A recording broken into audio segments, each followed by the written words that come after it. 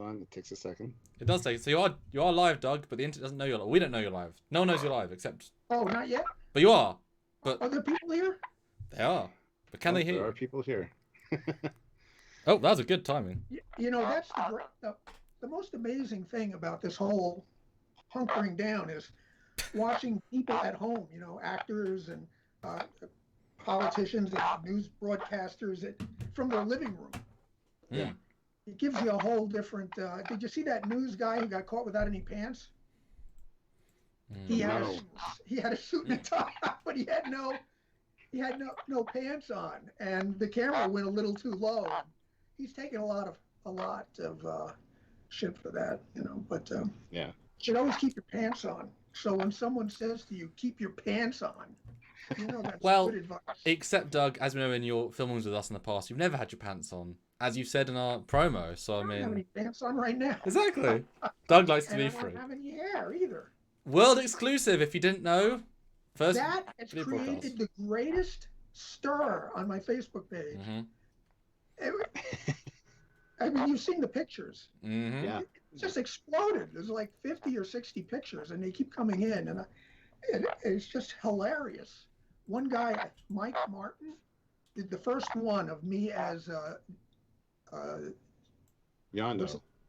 Yondu, and it was hilarious, and that just like set it off. Anyway, here we are. Yes. Welcome back, everybody. It's time for live. We have Mr. Doug Drexler joining us. Just want to make sure that audio levels are good. Everything is good first before we continue on.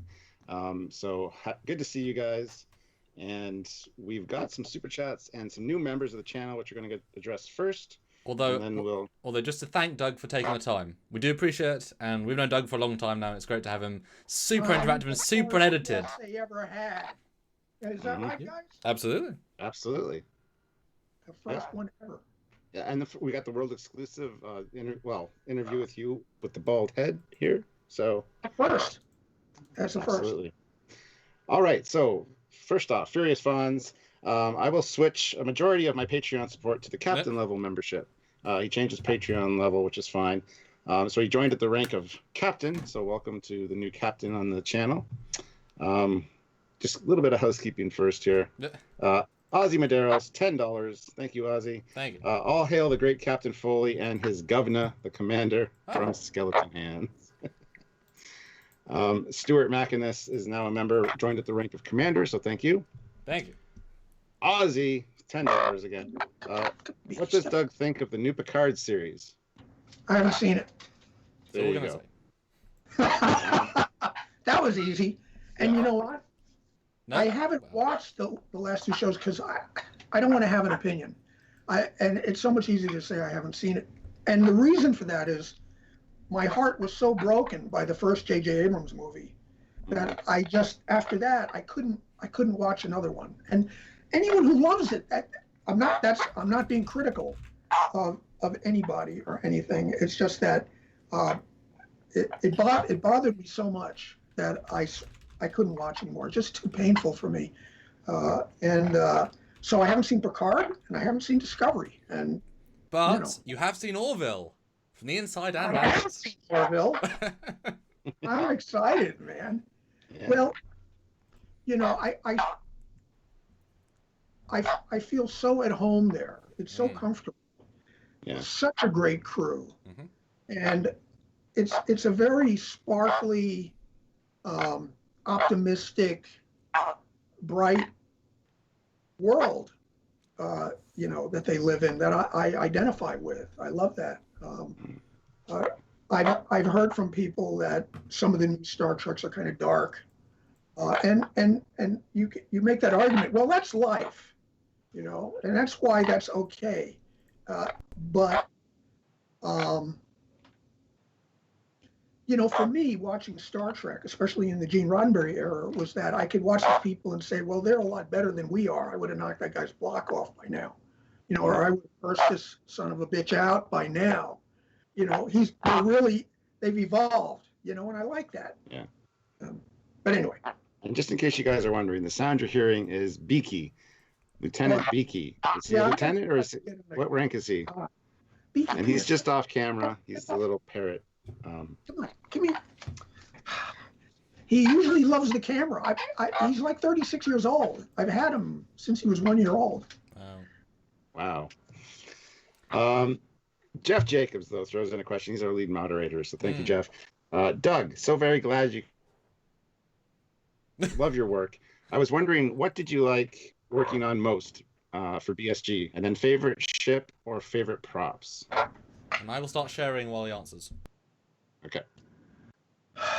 You know, Galactica was such an amazing show to work on. It really was a milestone. And it descended from the Star Treks that had been done. You know, I mean, Ron Moore was producer on the show, and Gary Hutzel was there. And anyway, that's another show with a fantastic art department with incredible people on it. You know, what I loved was that Gary had put me in charge as a CG supervisor, and to have kind of an oversight over everything that was going on while I was working on the show was, I mean, I had that when I was a makeup artist, but I hadn't had that in quite a few years. I was in the art department on Star Trek, where Herman Zimmerman took all the heat and was, you know, really in charge of everything.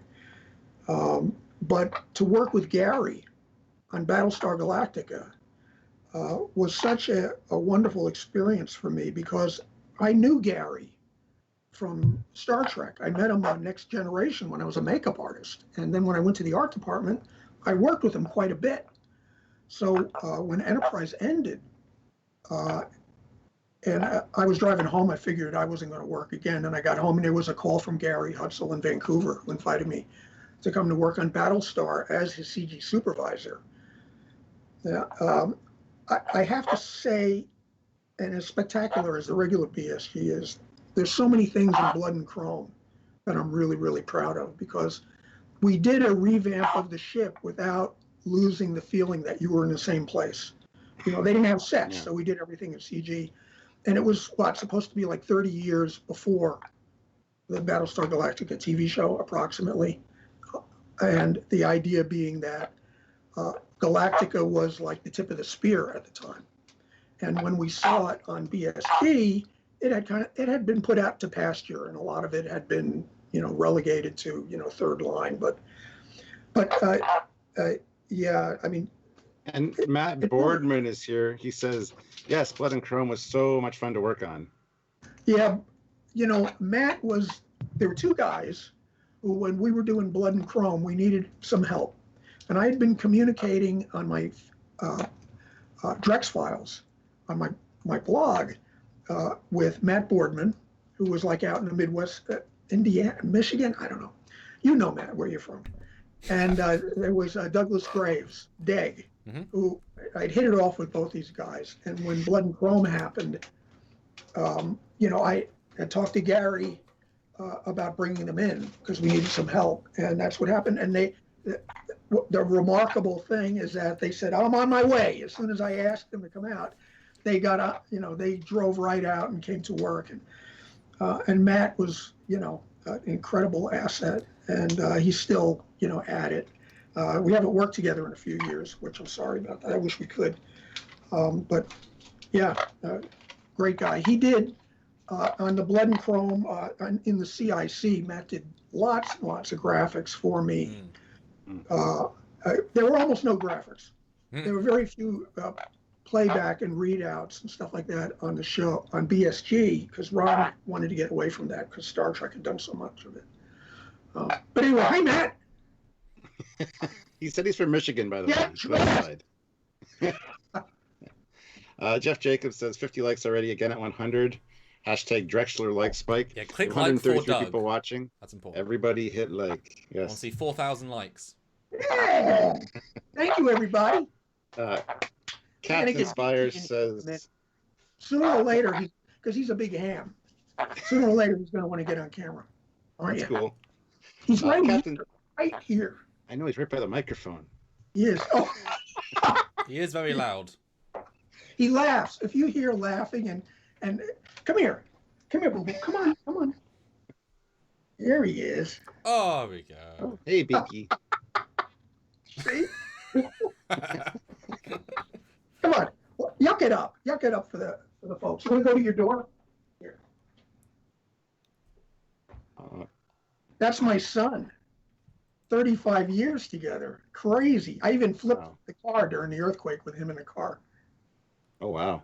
Oh, yeah, we rolled it. Well, Captain Spire asks, TNG, DS9, Enterprise, Voyager, In Time won us over. Firefly showed us we don't need 2 seasons, and the new BSG got us to like the changes and characters. So why are fans now the fault of the recent failures? The fans now are the who, the what?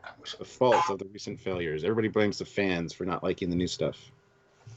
Well, I mean, the truth is that the fans hate everything in the beginning. They hated Next Generation. Yeah, they did. They hated Picard. They hated the Enterprise D. I mean, I was there for all of that and read everything, and it really took a lot of flack. There's a psychology to it that you dare to replace our beloved, and because people are very loyal, it's their family. They don't want to see them replaced. Well, that's why they're called fanatics, fans. It's in the name. I mean, well, look, I'm a fanatic and a fan, and I am a purist, and for me, Star Trek has to stay within that Roddenberry world where people are better than we are. Anything that doesn't follow that, it's not really Star Trek anymore. I could see other science fiction that does that. What made Star Trek different was that optimism in almost everything that they did.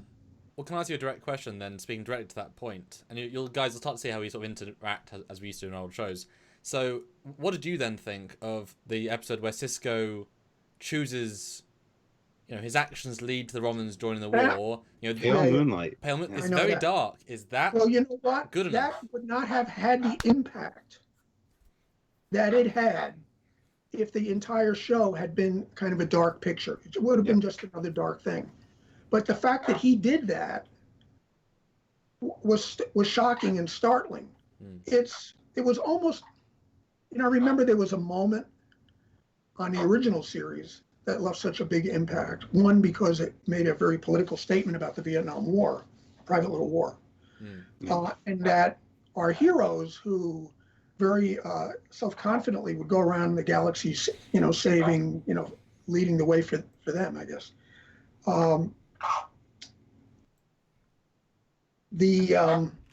Where was I going with that? The problem with me is my brain is like going in so many different directions. You're used to them solving the problem by the end of the show and being heroic, But in that episode, Kirk just said, let's get the hell out of here. Let's just get the double out of here. They had messed up everything. They'd been providing arms, and it was a shocker. So it was so unusual to see that. And that's how I feel about In Pale Moonlight, was it called? Yeah. It had such a great impact. And the show still remained optimistic. That wasn't a change in direction for the show.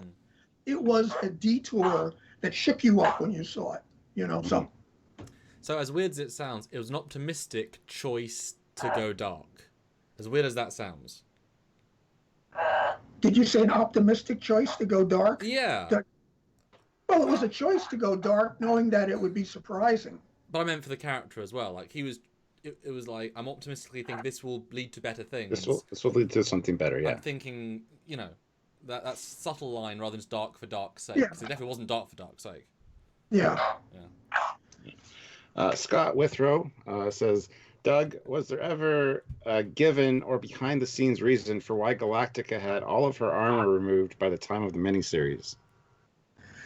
Yeah, I mean, the idea was that by the time Blood and Chrome and the ship was on its way, really, it was a third-line Battlestar by that point. And it actually was costing more money to run the Galactica than it was worth at that point. So you're saying the gift shop in the museum wasn't really worth it then? No. And it's overpriced, too. But they always are. They had started pulling stuff out of the ship, and some of it for recycling or use elsewhere, like plating and various levels. I mean, on Blood and Chrome, we had you saw all the lifts that we had. I mean, they can rock through a whole bunch of ships. You had to be able to do that, but at a certain point, that stuff was just too costly to run. So the ship was being stripped down, and that basically. Okay. That was the way we looked at it. Fleet Paw Swiftback, who's another one of our moderators, puts a super chat in and says, "Hello, Doug. Thanks for being here. When making the NX refit, why did you do what you did? What was the thought process? By the way, I love the NX refit." Oh, thank you. We've talked about all this in episodes, guys. He held the ship up as he was designing it to see where he could add the secondary hull. They have, it's more fun getting it today because we're all, interactive. Pandemic. Go ahead. There you go. The truth is that I was doing that from day one, taking a secondary hull and placing it underneath because I missed that secondary hull. And I wanted to make sure that if we ever, for some crazy reason, were able to do a next step in evolution and add that secondary hull, that it would work. So I had that in my head from day one. I mean, the idea is that we're kind of babies out in the universe, and we don't know everything that we're going to have to deal with. So you're going to go out there for the first 3 or 4 years and get your ass kicked. We're still grappling things with cables and, really primitive compared to what we're going to meet. So the NX has practically, it's a live feed link where back at Starfleet, they are monitoring the function of the ship, how it's responding to things. And while those guys are out there, Starfleet is designing upgrades so that the next time they come back, they can put it into dry dock for 2 or 3 months and take that secondary hull and snap it into place. Plus, in the beginning, the NX took a lot of abuse from some fans who hated it. Of course, the truth is that every new ship is hated, every one of them. But I never could tell anyone what I wanted to do, what my plan was, because it really hadn't solidified yet about doing a secondary hull. But I find that even people who didn't like the proto NX like the refit. And the refit actually makes them like the NX, because one thing Star Trek fans really like is looking at something and taking it apart and saying, wow, they thought about how it works. The more I take it apart, the more cool stuff there is. So once people learned that we had an idea about showing an evolution, which is something we've never seen on a ship before, that won a lot of fans over to that ship, and I'm real proud of it. I love the way it looks. So small question. I mean, basically, they came back for a big refit because the Romulan War was spinning up at that point. So, but small question to that then. In retrospect, if your ear was very much to the producers, which season of the 4 seasons, knowing it was ending at 4, which one would you have said, now the refit, knowing you only had 4? Would you have introduced it, and which one, if you had the choice now? Well, I mean, there was no solid word that was ever going to happen. I talked about it with Manny, and he loved the idea and was thinking about it. But that's as far as it went. We were canceled. But in retrospect, which one do you think would have made most sense to introduce 2, if you had to put it in one of them? Well, I mean, put it in one of what? If you were going to refit it for one of the seasons, which season would you think that makes sense to swap definitely that for? 5. But out of the 4, I mean, if you knew you had a 4th. Yeah. Well, it would have to be. So would it be safe for a 4th I don't know. I might year, or put it at the end of 3. I might put it at the very end of 3 and leave people hanging. Good answer. Yeah. Good answer. Then people go, oh my God, did you see that? What's going to happen? Yep. cut from dry docks. Oh, yeah. Yeah, I'd introduce it at the end of the season, 3rd season. Good idea. Since I'm in charge. DS Rider throws in £2, so thank you very much. What does Mr. Drexler think of the STO NX refit? Do you know about the Star Trek Online refit? People have sent me pictures of it. Yeah. The thing I noticed about it, if I could, no. Well, he says it's the NX class with the TMP style hull plating. Yeah. Well, I mean, the NX had a TMP style Aztecing on it already. The one thing that I had seen that someone sent me was, I think it was a sleeked up, and it had almost a white finish on it like the Constitution class, which is what I always wanted for the NX. But Rick Berman wanted a surface that was more like the Motion Picture Enterprise. I never would have done that. But on the other hand, it does give the NX a kind of an ironclad metal hull-plated look. And that works for the ship because in my universe, the Constitution class with that really sleek, almost like an aquatic creature, that's futuristic to me. The NX looks more primitive because of that plating look. You know, I always had this idea that the Constitution class, that who knows what the hull is? It's designed to help the Enterprise slip in and out of warp easily. And I always had this idea that it had this warp glaze. And I also had this crazy idea that on the Constitution class, that the, you know, that layer, that skin could actually be alive. I mean, why not? My uncle, who was a chief on a submarine during World War II, told me stories about airstrips that they built in the Pacific on small coral islands. And what they used to do is take dynamite and pulverize coral and build this airstrip out of that. And they would use that for the surface of their runways. And that every day they'd have to go out there with a hose and hose it down with seawater to keep it alive. That's crazy. I love that. That's science fiction, even though it was 1941, 42. Hampton says, let's make Jeff pay for 150. We have 215 people here. Everybody make sure you just hit that like button and like for Doug being here because it's an honor to have him. Yeah. Jeff Jacobs says 103 likes now. The blue Jays are chirping too. Make us pay. Northern Dawn throws in £1, so thank you. And Joe Torres, another one of he's our head administrator over on the Facebook group, and he's here as well. He puts in $5 and says, Doug, glad you can make it. What were some fond memories of working with Edward James Olmos and a favorite episode of BSG? That's a really hard question about favorite episode. There's so many amazing episodes that I hate what's your favorite questions? I hate them. My head is a swirl with magnificence. I see the whole show as one giant episode. I really do. It doesn't seem like it's broken into episodes to me. There's like wonderful moments, and one of my favorite shows actually is there's episodes that just tear your heart out. I mean, that where Adama finds out that Kara graduated his son when he shouldn't have been a Viper, and that he was killed. And when he finds that out, he says, you should leave now before I do something, like twist your head off. Yeah. And he goes out on a mission, gets shot out of the sky, ends up crash landed on a planet with the Cylon Raider that shot her down.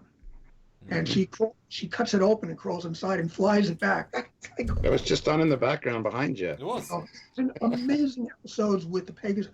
I mean, we did an episode, I guess it was Razor, where we had an attack on the Scorpio shipyard, and that we had Ensign Rowe from TNG was Kane. Yeah, and she was incredible. I mean, she was just mind-blowing. And the funny thing was, the last time I saw her, she was wearing a Starfleet uniform. The next time I saw her, she was wearing a Galactica uniform. But that's just an amazing, amazing episode. And there's just so many of them like that. They did such a wonderful job. The one where, in the mini where Apollo has to make the decision to shoot down the airliner. We had just been through that on 9/11. Where someone might have had to make the decision to shoot down an airliner in American airspace. And so Well, then let's swap to the Edward James Olmos. We've got one specific fond memory Edward of Edward James Olmos. Now, Olmos was the greatest guy. Everybody loved him. The crew loved him. He was funny, and some of the bloopers have some of the funniest things ever. But I just remember that there was, at the beginning of one of the seasons, they had we had to do a sexual abuse orientation with the entire crew on one of the stages. And it was just hilarious because the girls were grabbing the guys' asses in the middle of the orientation. It was funny.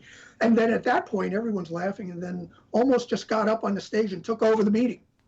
He just basically took it over to thank everybody and make some jokes, and just a great guy. The entire cast was really wonderful. I'm so lucky because I had a ground zero view of Next Generation.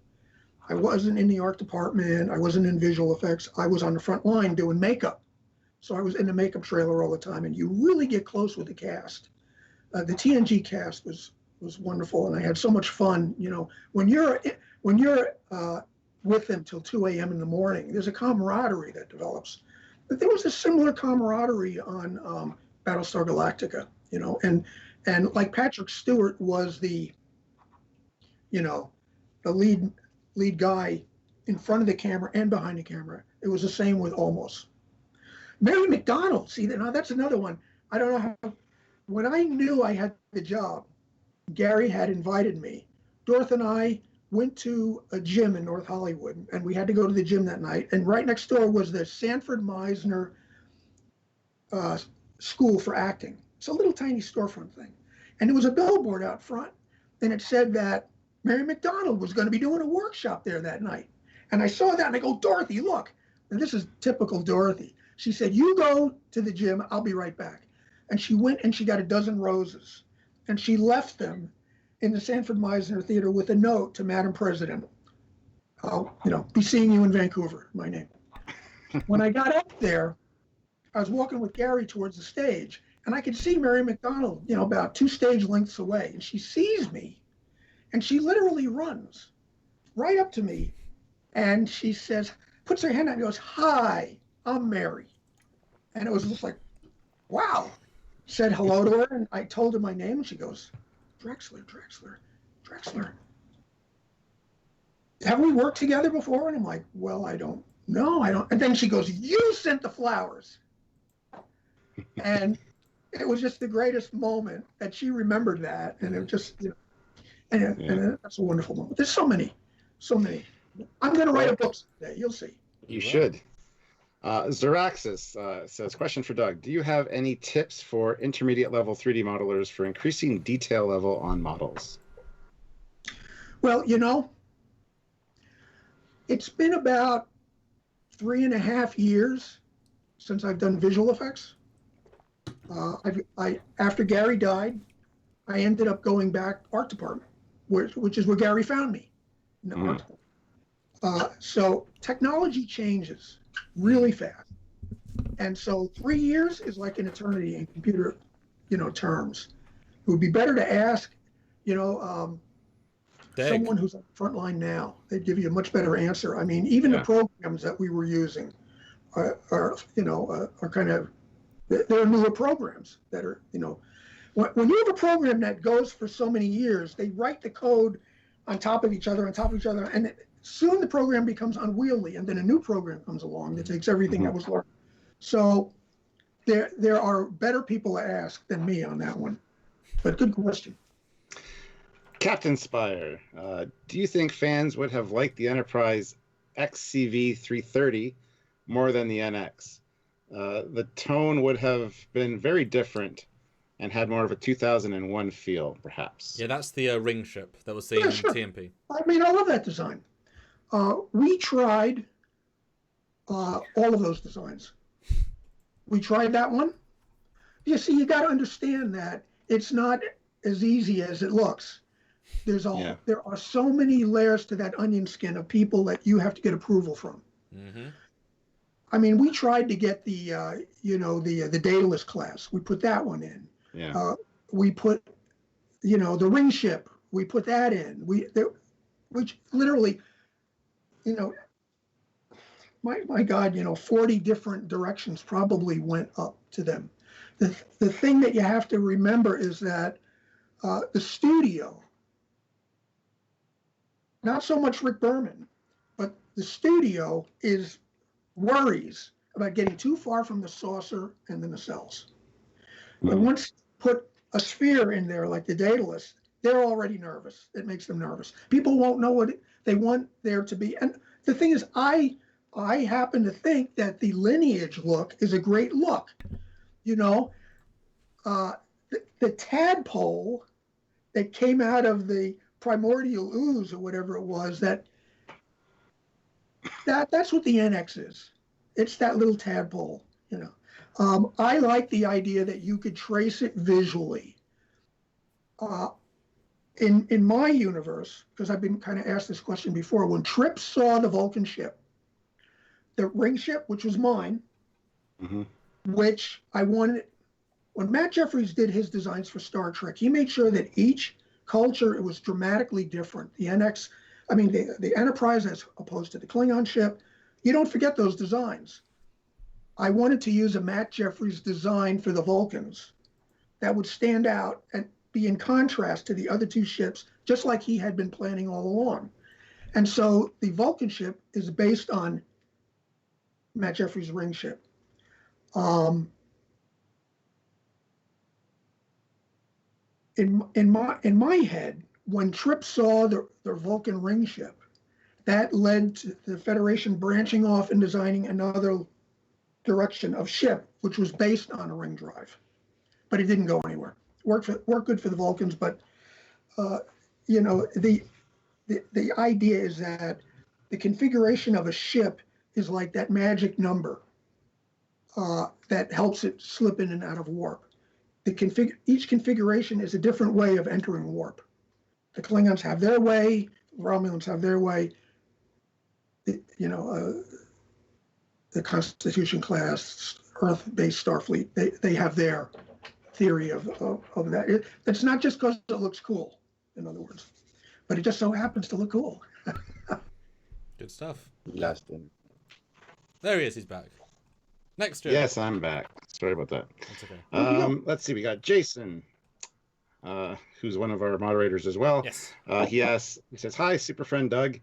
Yep, I always thought the secondary hull was planned from day one. Evolution for the Enterprise. I wish we did have a season 5." Well, it's disappointing because I felt like when Manny came in to the show, we started getting stuff that appealed to fans. That what Manny gave the show was fan service. Fan service is really important to make sure that there's that continuity, and you see it when you watch Marvel movies. There's a fan service. It was like just today I posted this thing that was a shot in Endgame with all of them putting they're doing in a circle, their fists in a circle, looking down at the time travel dais that they're standing on, and it makes the arc reactor. When I was just last week, Dorothy and I were watching Doctor Strange. The scene where he's driving on the interstate or whatever at night, and he's checking all the different possible cases he might take next, being a celebrity doctor kind of thing. One of them was War Machine. One of the ones that he rejects was Rhodey, who had an accident in Civil War. So people love it when you hook those things up and you don't unhook them. It becomes this. I've always loved it. Everyone I know who loves Star Trek loves it. Being able to know the facts, memorize things that happened, and that when they reoccur correctly, you feel part of a special club. And when you change it, it looks like you're giving somebody the middle finger. Although, Doug, I do think the word fan service is being a little bit abused nowadays, saying, "Oh, that's just fan service." But if you just think of it as using the universe and the canon, it just exists, and so referencing cleverly, like Kodo's stories for the most part were clever integration. They could stand alone, they could work as part of a universe, and they're different levels. It's not just throwing things out. Of course. So fan service, I think, is a annoying word now, but it's just. Well, okay, let's strike that. Yeah. Me and Captain Stewie will use it, and Fair you enough. just ignore it from here on. Just Fair channel it somehow. Yeah. I wrote an article called "Confessions of a Continuity Fanatic." I was on my Facebook page a couple of weeks back. I really dissect why these kind of things work, and that it's a good idea to keep the past the past. I think that the new Star Treks would have been much better off moving ahead. Go 100 years beyond Picard. Create your own universe. Leave the old ones intact so that no one gets upset.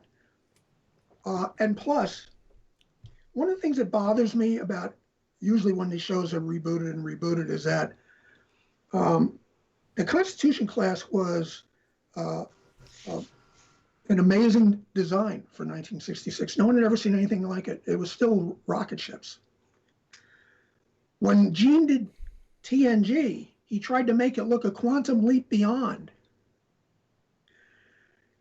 The next Star Trek after that needs to be a quantum leap beyond that.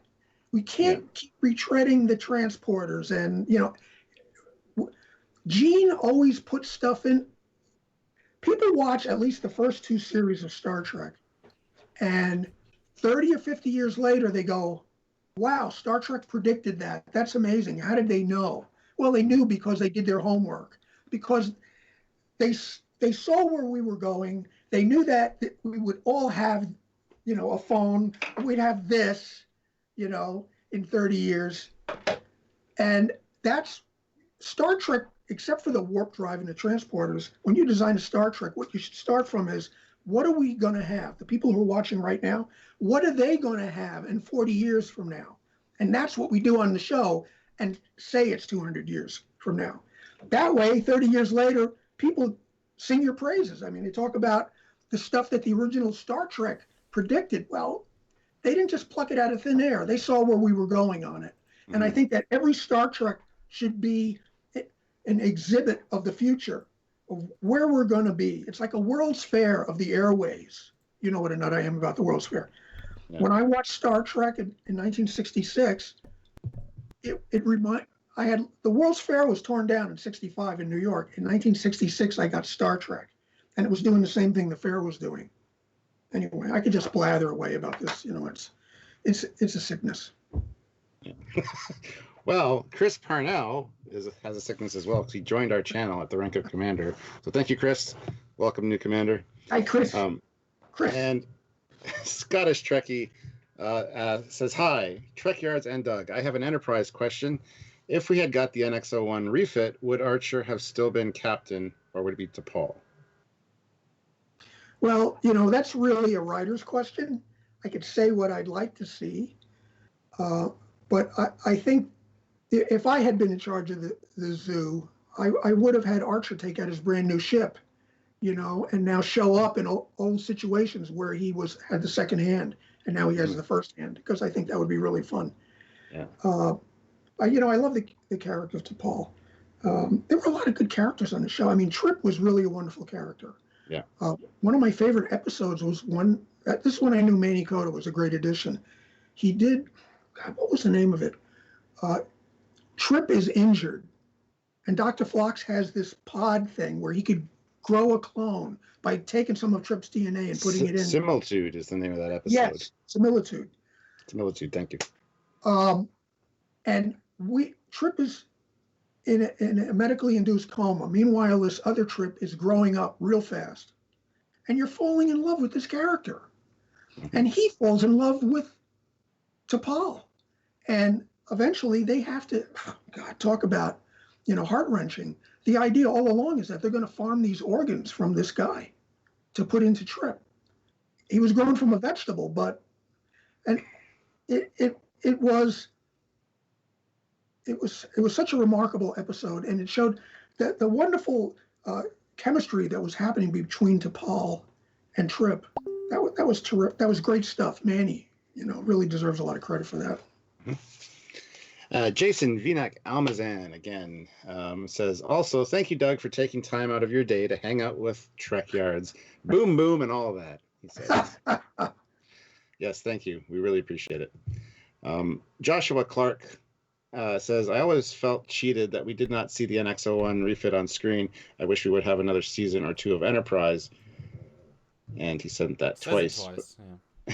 One thing that I would like to say, and maybe a lot of people aren't really aware, is that Enterprise wasn't canceled because of poor ratings. Enterprise did not kill the franchise. Enterprise was ended because of a feud between Rick Berman and Les Moonves. They hated each other, basically. That Enterprise was getting better ratings than Battlestar Galactica was at the time.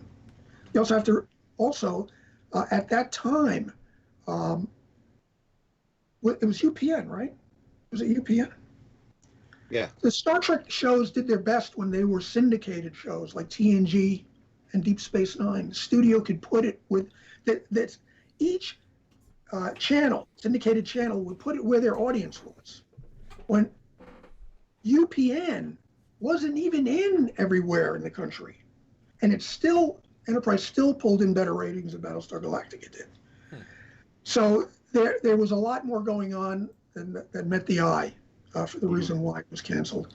On the other hand, I have to say that I can't be entirely upset that it was canceled, because if it wasn't canceled, I never would have gone to BSG. I never would have had those good times with Gary and Mike Gibson and the rest. And I never would have, I got 2 Emmys out of it. If I stayed on Star Trek, I wouldn't have got the Emmy. So, yeah. Sorry, Enterprise, you're going to have to die. Yeah, I mean, from a VFX side, I mean, BSG still beautiful, holds up. Incredible effects. I've been watching it over the, and wow. I mean, there's just some amazing, incredible, very proud. Gary did it. Yeah. Gary Hutzel did a wonderful thing with Battlestar Galactica. It all started on Deep Space Nine, really, because Gary was the kind of guy who, and I'll make this short because I know people have questions, but Gary was the kind of guy who used to do motion control on models. Mm-hmm. And when it started to shift over to CG, Gary went from being the guy who ran the camera, set up the motion control, set up the lights, to being someone who would go to the production meeting, hear what the producers wanted to see, have to drive to a place like Foundation Imaging, tell whoever was in charge what he wanted. And if he was lucky, it would be what he asked for. Often, there were people who thought they had a better idea. And maybe it was a better idea. But you don't really do that to your supervisor. They're expecting, something. So when I was in the art department, I used to get calls from Gary during the day. I just left up, blah, blah, blah. They don't do anything I want. And, he'd be really upset about it. I know it was very frustrating for him. So when he ended up on Battlestar Galactica, in the beginning, he was using Foundation Imaging. Not Foundation, it was Zoic. Zoic was doing the visual effects. And once again, Gary's over here, Zoic is a million miles over there. They're a big company that's doing more than one show. They've got other things on their plate. Gary wants it right there because he's a hands-on guy who likes to roll up his sleeves and get into it himself. And he decided he wanted to do an in-house visual effects department, which was us.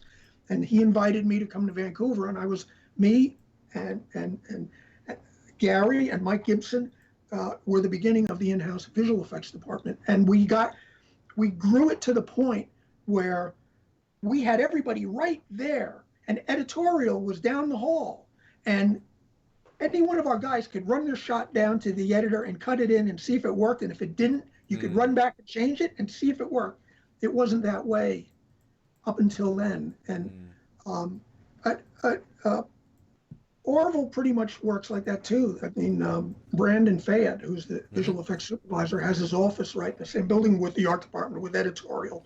You need that, you get more out of your people and when you work that way. Anyway, sorry. I'm going to continue to go on a tear here and there. That's okay. ISFJ 1009 says, hello, Doug. I love the smooth, sleek look of your head. No, he said, of Star Trek ships. when designing ships, what are your thoughts on greeblies, and where do you draw the line? Well, I think it's era specific, though. It depends on the era. think, it's an aesthetic that works better for some shows. I think that greeblies are great for Star Wars.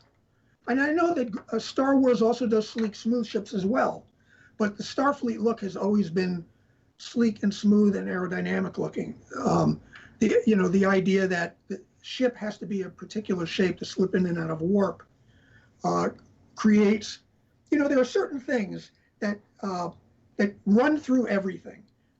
If you next time you're in the shower, take a look at the drain and see the little galaxy down there spinning down that shape. It's a universal constant. So if we need to be streamlined, at least this is the way it works in our heads as human beings. Streamline says fast. That thread that runs through everything, there's no reason to believe that it wouldn't continue on through once we got to starships. One of the most amazing things to me is that when I was a kid, up until Star Trek, and I really knew my science fiction, spaceships were always rocket ships that landed on their tails. And then Star Trek came along, and we had a ship that didn't land. It was like revolutionary. No one thought of it, unless you read science fiction. Well, the whole idea of rockets landing on their tails kind of came into ridicule for a long time. You laughed at it. It's 1950s, Well, look what they're doing now with SpaceX.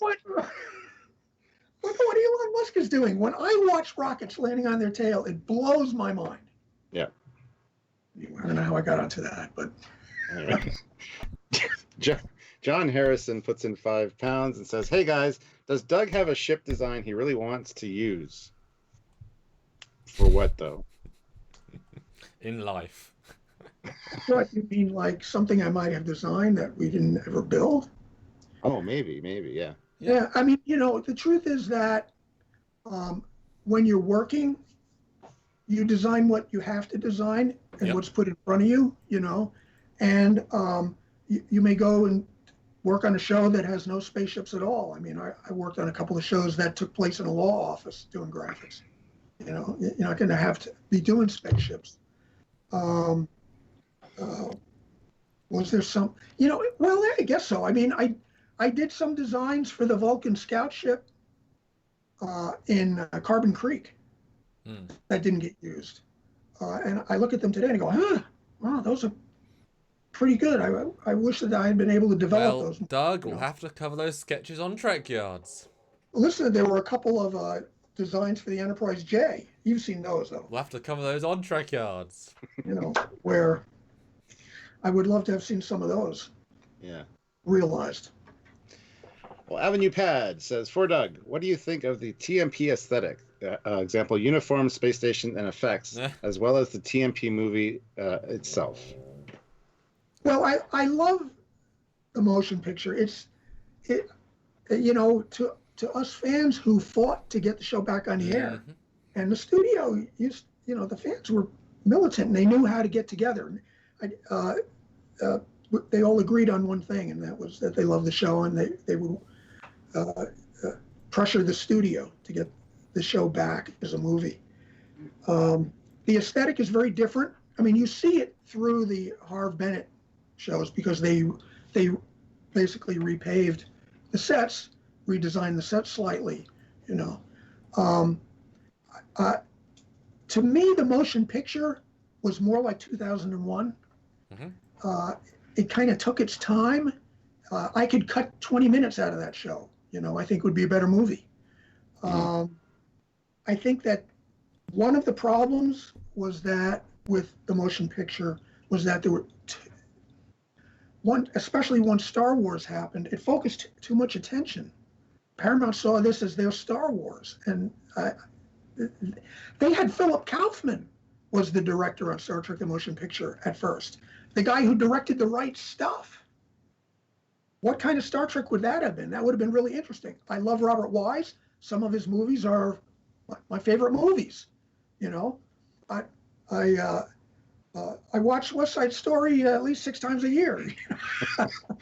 He's a wonderful filmmaker, but I think that younger blood probably would have been better there. But on the other hand, I know Jeffrey Katzenberg had described the production when he was there as a runaway stagecoach.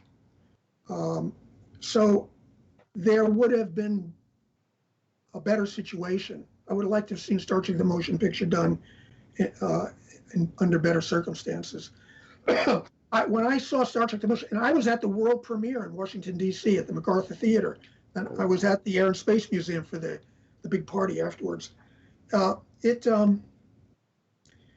felt, when you don't see someone for a long time and you get together with them and you're kind of missing each other, they feel like somebody else.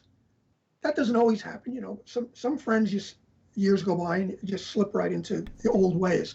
But I felt like Kirk, Spock, and McCoy, and I guess it worked for the first movie. It was like they were kind of strangers to each other a little bit. Spock came back. He was not like Spock.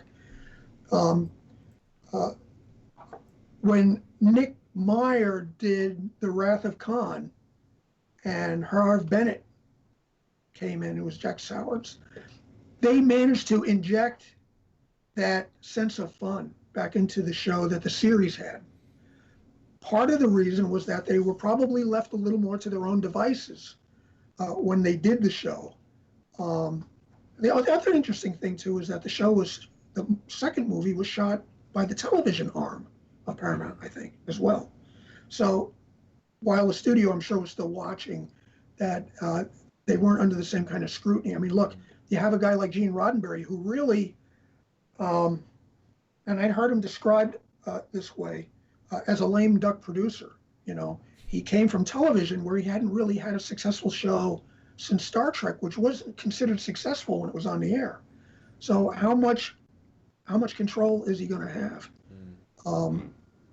Anyway. Yes. Next hey, earthquake! Oh! Yes. Christopher Bluer, another one of our awesome admins over on the Facebook page. Thank you. Says, thank you, Doug, for everything you have done for the sci-fi world. I have been a fan of your work for ages. I wish the NX refit had made it to the screen because it would have been epic. No real question, but yeah, so would, I think. Well, thanks, Christopher. And Barrett throws in a little laughing, happy face sticker thing. So He's happy. Barrett's happy. Eugene is here and says, thank you for the Surak and the Surak class designs. Oh, you mean the Vulcan ring ship? Yep. Yeah. Yeah, I, like I said, that design is a thoroughbred in my eyes because it really goes back to Matt Jeffries.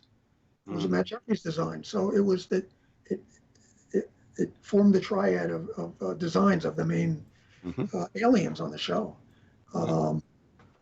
Yeah, I think I took a lot of abuse from Mitch Susskind, a visual effects supervisor in Enterprise. He thought that it was too long looking, and that it was hard to get a good shot of it because of that. I didn't see it that way. I could see lots of good shots. Someone must have complained that, I can't get this thing on the screen. It comes down to what kind of lens you're going to use. And have it fill the screen. It shows how big it is. Shows how impressive it is. Well, have it fill the screen. It shows how impressive it is, Well, you just find an angle that works. Yeah. Ken Ralston, who did the visual effects on most of the early motion pictures, hated the Enterprise. He said it didn't have a good angle on it. Now, see how crazy that sounds. To me, it's nothing but good angles. Yeah. Sometimes I think he said that just to upset the fans. I mean, that's the refit as well. Damn. Yeah. Next year. Yeah. Oh, that refit model. I mean, we had that. I was lucky enough to see that a whole bunch of times. Yeah. Gary had it out of the crate a couple of times because he wanted to take pictures for some of the books that Simon Schuster was doing. And then we had it up at Foundation Imaging during the director's cut. You could see where, in the motion picture, they had this pearlescent finish on it that was kind of reflective. And I think that Trumbull shot that stuff against black. So there really was no reflection on the ship. The way they were shooting it at ILM, I could be wrong about this, but I remember this, could be misremembering, that they were using blue screen. And the blue screen was reflecting in the pearlescence. and creating Yeah. a problem. So when we had the model there, you could see where ILM had dulled it down, and where they weren't shooting. You know, when you're shooting something like this, you only clean up and fix what you're going to see, because you don't have a lot of time. Schedules are crazy, and you only have so much money. You don't want to have someone repainting the whole ship if you've only got them for so many weeks. So Yeah. you only adjust the paint when you know what's going to be. Anyway, you can see that on the model. You can see they knew they never were going to be over here looking at this. Yeah.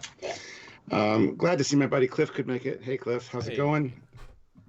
David Bessig though asks, sorry I'm late. I had a work thing. Doug, thanks for being you, and it's been an amazing process learning from you on how to do 3D modeling better. I showed you some of my stuff on Facebook under the name David Connor. Thanks again, he says. Oh, he's got an upcoming Trekyards original ship that he designed as well. So, listen, I want everyone to know that I so enjoy the community of people that I've met online, and we have a lot of fun. I mean, I got to say that the last couple of days with the pictures of me with the bald head that everyone has done has been a riot. I mean, just hysterically funny. And I love everybody, and it's great. It's really great. We can say we love everyone right now, because we're 282 people watching, 196 likes. That is amazing. Great to see this post Picard. So awesome. Click like. Want to see 250 likes. That should be easy. Click like. Olivia Julius. You see the face on the screen back there? I forgot I had the TV on, and I thought there was someone standing behind me, and I was like... Olivia Julius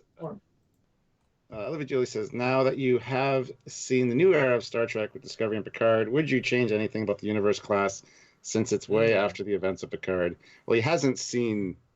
Well, yeah, I haven't seen the shows. I'm so happy I haven't, because I'm afraid there'd be stuff that would upset me, and I don't want to upset anybody else. Thanks, Olivia. Next one. Xeraxis. I mean, another question. My big fear is that they'll do the J sometime and totally change it. Oh, probably. Because, they had Steel Series Enterprise back and they changed it. So it's like, if they're willing to do that, they're willing to change anything. Yep. I mean, when we were doing the show, and there were little differences in the Enterprises that we used on the show, but nothing you would notice until you looked at it really close. I mean, when Greg Jean did, and we used the physical model of the Enterprise on Trials and Tribulations, I think Greg Jean probably had less than, he probably had like 11 days to build that model, make the molds, cast the pieces, put the lights in it. So, sometimes you've got to compromise a little bit. But to make a conscious decision to change something for no other reason than you think this would be cooler, I have a problem with that. I mean, I always felt that Star Trek needed to be treated like immutable history. I can't rewrite the way things happened at Pearl Harbor. I can't give the Japanese F-15s because they're cooler. That's the way Star Trek should be treated.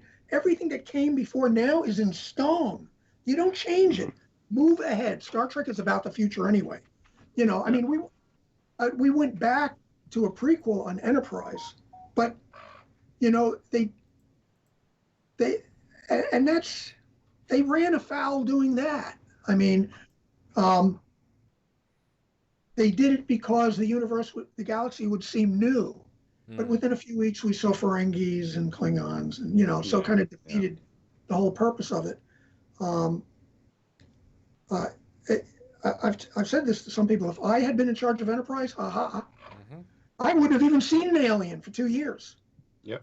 So the way I would have had it was that in the first episode of Enterprise, you had the Vulcans were there, like the in-laws who wouldn't leave, and they were a pain in the ass. I never would have done that. At the end of First Contact, I would have had the Vulcans say, "It's great to meet you, and when you are ready, you'll find us," and they'd be gone.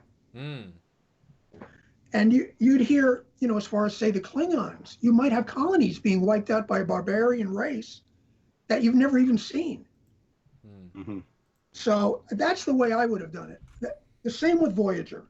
They put Voyager on the other side of the universe, the galaxy, with the idea that it's the other side of the galaxy, it's going to be all fresh and new. And instead, you basically got what you had on our side of the galaxy, but the aliens had different names.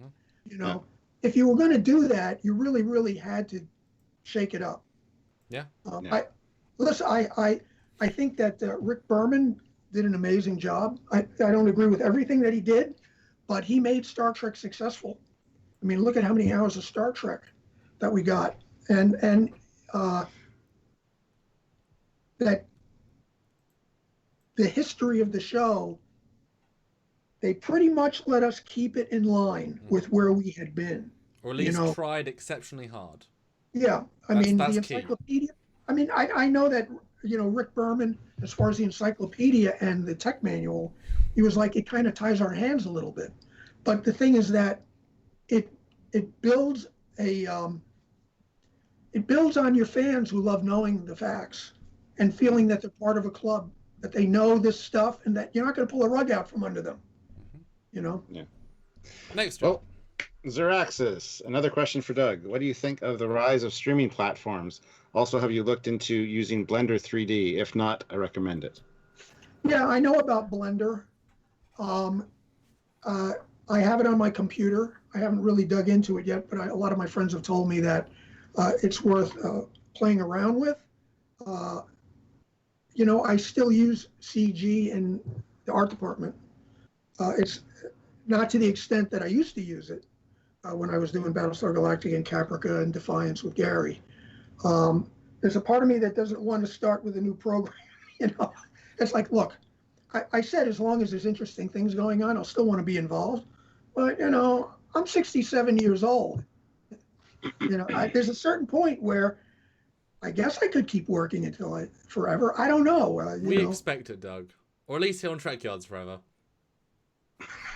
Jesus. So anyway, yeah, Blender. And the other beautiful thing I will tell you people out there is that Blender is 100% free. You could go and download it, and you got a free program that everyone's putting into and developing.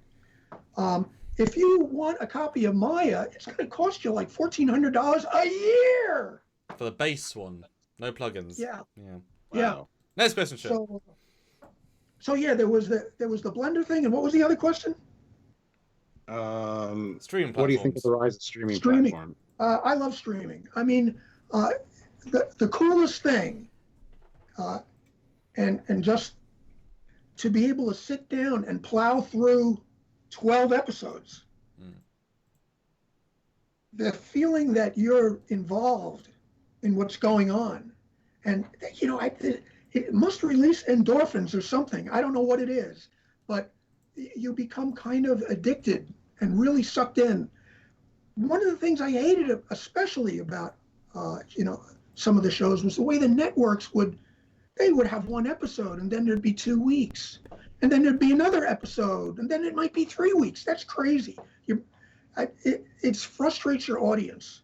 To have all of them right there, that's like getting a big box of chocolates. You can just eat the whole box and gorge on them. So that is really, really cool. I miss, the movie theater experience is wonderful. We don't go to the theaters that often. We'll go for, like the Marvel films we might go because we want that whole giant big screen experience for those films because they always pull out all the stops. Yeah. I'm afraid that movie theaters are going to take a beating. I mean, I was just reading in the paper today that Universal, that AMC has said they're not showing any more Universal movies. We've had it with you guys because they put Trolls World Tour streaming.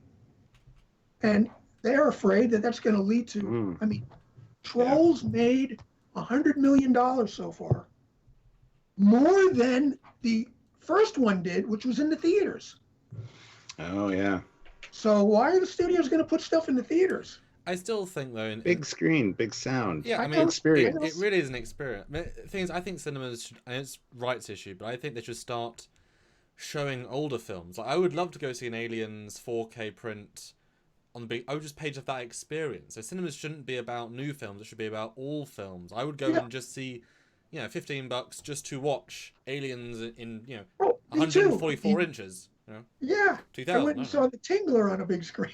you remember the thing Tingler? there. Yeah, the chairs were electrified. I wasn't there for it though. Never heard of it. Right. Well, fat produce. Yes, I totally agree. But I think the thing that there's no escaping is that this is going to eat into the theaters, into their revenue. There's no doubt that this is going to happen, and they're upset about it.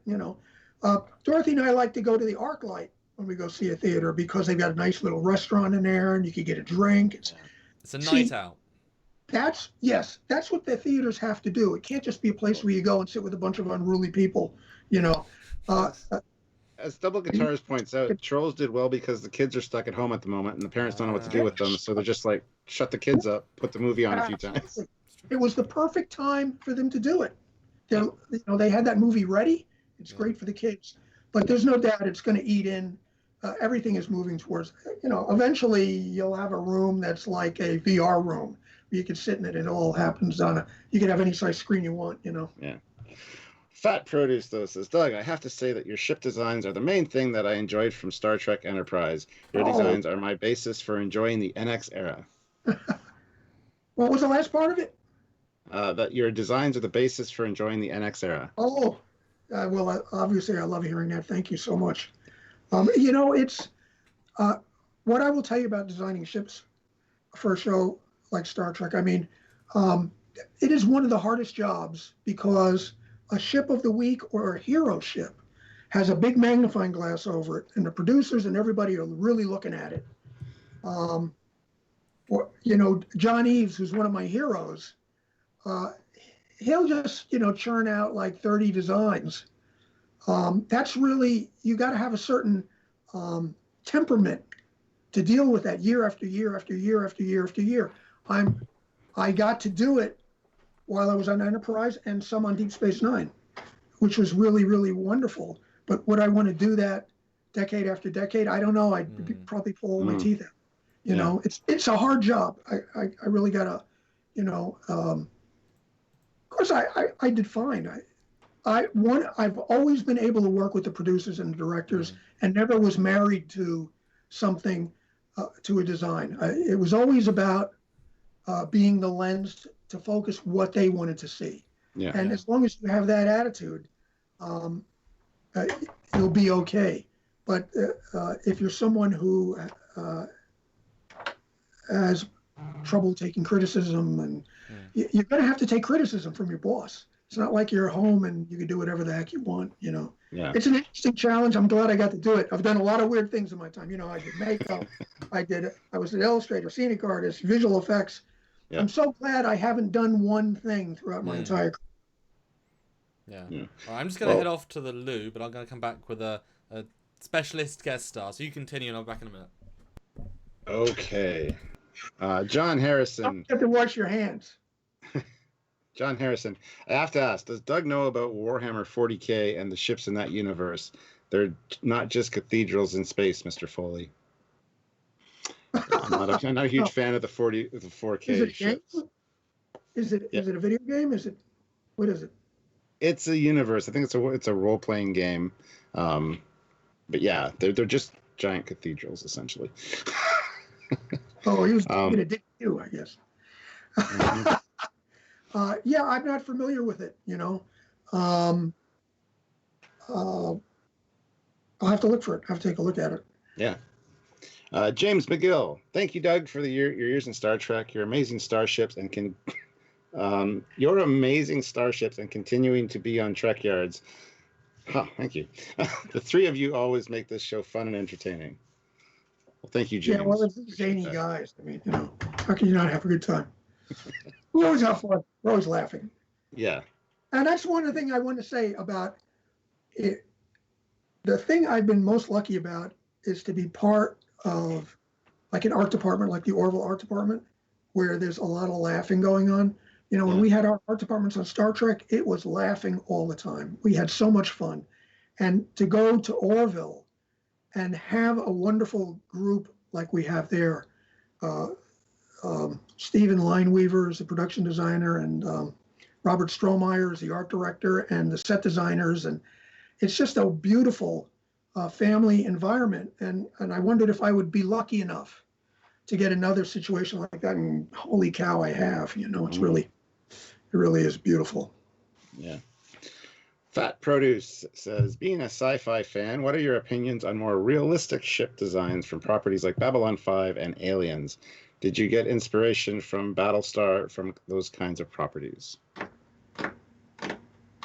Well, I mean, everything that you do is somehow affected by everything that you've seen. That's where it all comes from. I mean, all those other properties were looking. I just watched a show on the making of Alien, which you should watch if you haven't seen it. It's called Memory. Hey, what are you doing? Hello, Douglas. How are you? I'm good. It's been a while. Yeah. Sit up straight. Well, I was going to be in uniform, but they decided the cash look was better, so. Yeah. How you doing? I'm pretty fine. New hairstyle. Who, me or you? Well, I was wondering whether or not I should follow suit. Yeah, hey, you know what? It's very freeing, very, very freeing. It grows back. There's nothing you can do to stop it, Just shave it. All I can tell you is that Dorothy really likes it way more than I thought that she would. Yeah, and I think way more than she thought she would. That's the thing, isn't it? The reaction online has been really great, Well, too. you've got lots and lots of memes, I have to say. It's hilarious. You can produce a whole book of those now. I'm saving every one of those. Yeah. It's so much fun. So Well, fun. I'm a bit jealous of Stuart's head of hair, even if it is a toupee. Who's that hair? Mine. Are you? You're not wearing a toupee. No. Are you? I'm not Shatner. God, I must be a good actor. I delivered that line, and you believed it. Well, it was only Katie Carr asked, what's your favorite alien design from the Enterprise series? Favorite alien design? The Vulcan ring ship. Good answer. short and sweet. Mark Lawrence, I've got to say, the Enterprise J is one of my favorite designs. I use it on Star Trek Online, even with its turn rate of a continent. after this human, after the this, thing is that everything you know about starships, we never designed the interior, but I put a lot of thought into it. And like I said, you've got to be a quantum leap beyond what we've seen. It can't just be another retread of a starship. You've got to make it a World's Fair of the airwaves, and then it's like way beyond. We've left a lot behind. It would be a real challenge to design that. I always felt that corridor that Archer's in when he meets Future Guy, that was a construct just for him. That's not what the ship is like at all. It's I don't know that it needs to turn. I don't know that it's moving. Maybe it's moving the universe around it. He's just talking about in the game. It's very sluggish and slow. Yeah. Well, oh really? Yeah. They make it. Well, they're all wrong about It's so big. I know. But he goes on to say, after this human malware event is over, will you be coming to any convention? Online, they've done some amazing ships, beautiful ship designs, So just in case you're watching. Yeah, and he's asking if you're going to be going to any conventions, and says, by the way, the shaved head looks good. I was supposed to be going to. Oh, thanks. I was supposed to be going to the Vegas, but I don't know if there's going to be a Vegas con at this point. We'll have to see. We love going. Dorothy and I always go to the Las Vegas Creation Con, and we always have a fantastic time. I was at. You didn't go last year, Doug. Sam and I were there last year, and you weren't there. Last year, I had just been hired on Orville. I know. We forgive you. Working 6 days a week, and there was no way after on my second week. I go, well, I can't come in on. No way. I think they would have understood.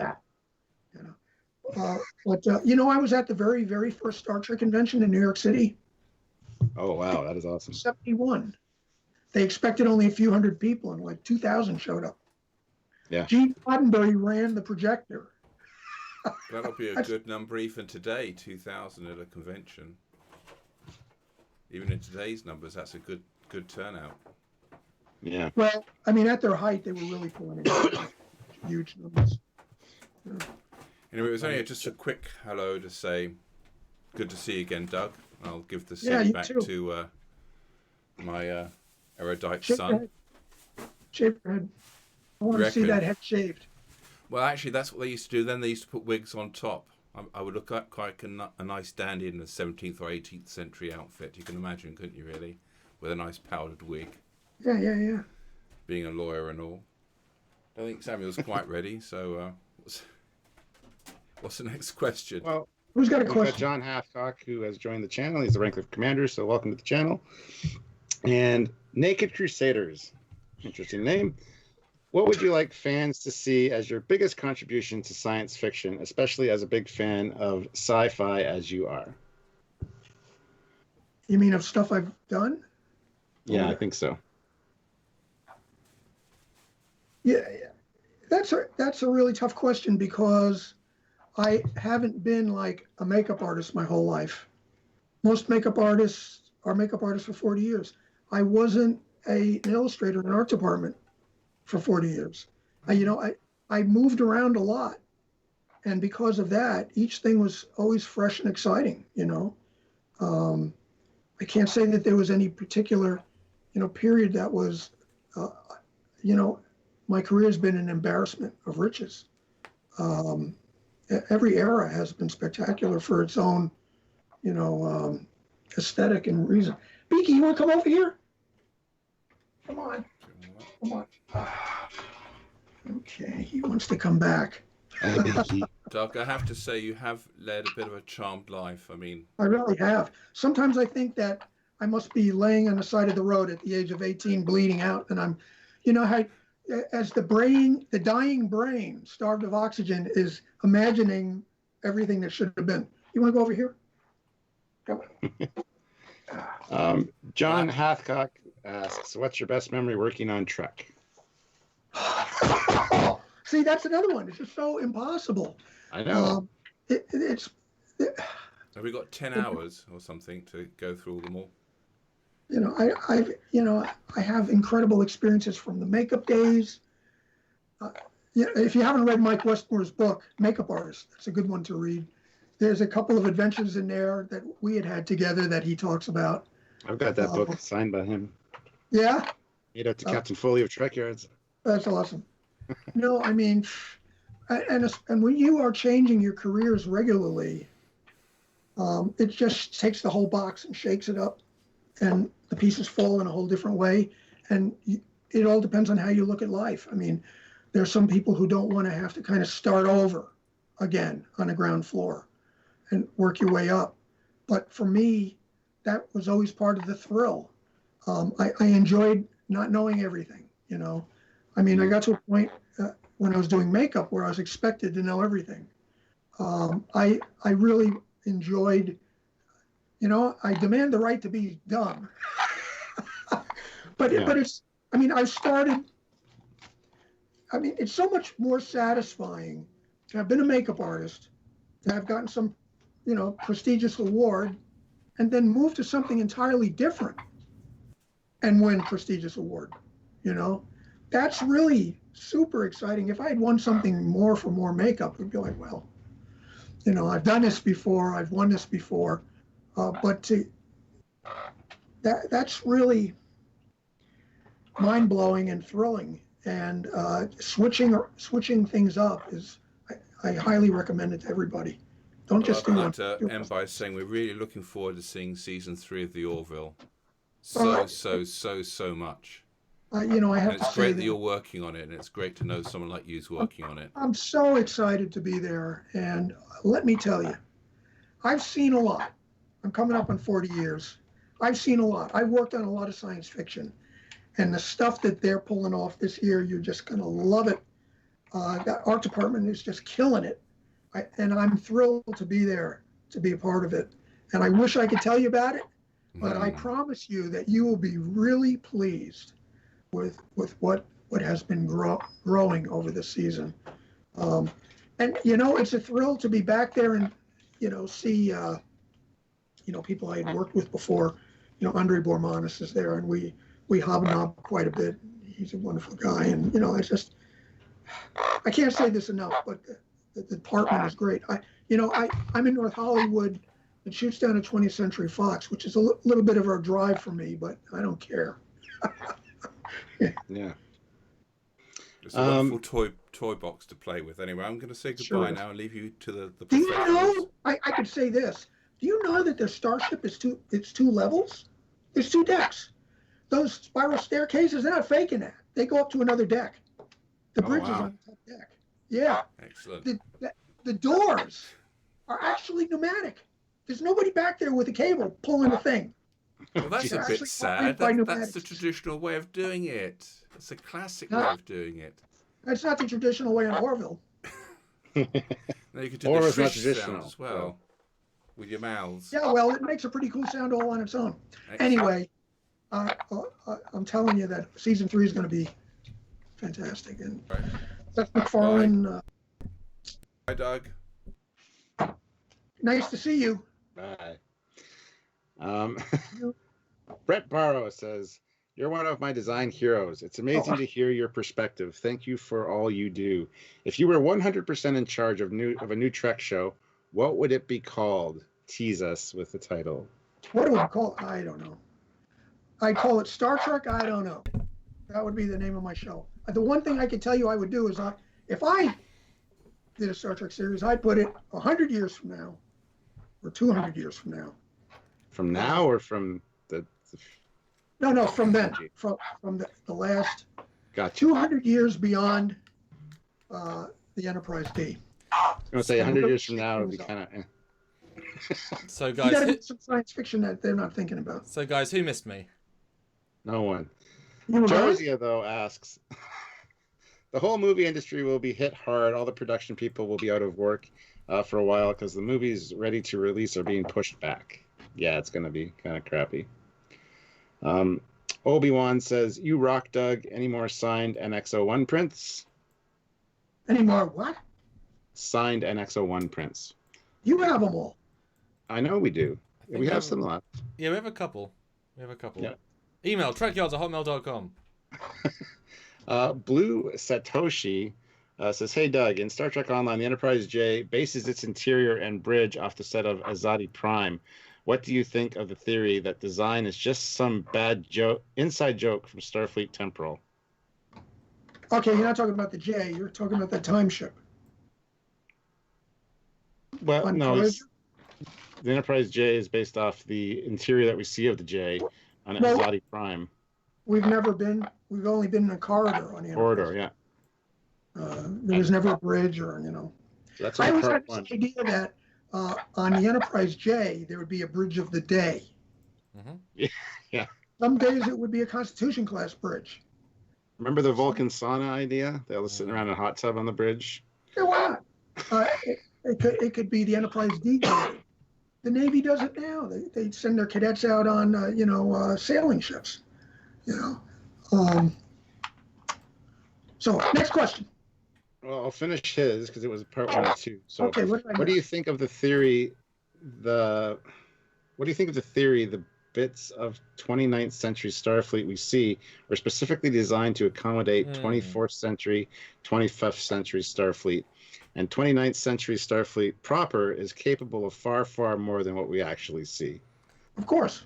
Yep. Yeah. We talked As about I that. was saying before, I think that piece of corridor that Archer was in was a construct for Archer. That's not what the interior of the ship looks like. Yeah. They don't want him seeing anything. Yeah. I have trouble personally in my universe, I have a problem believing that battle that the J was in, I just don't believe that we're still going to be fighting by that point. It's just something that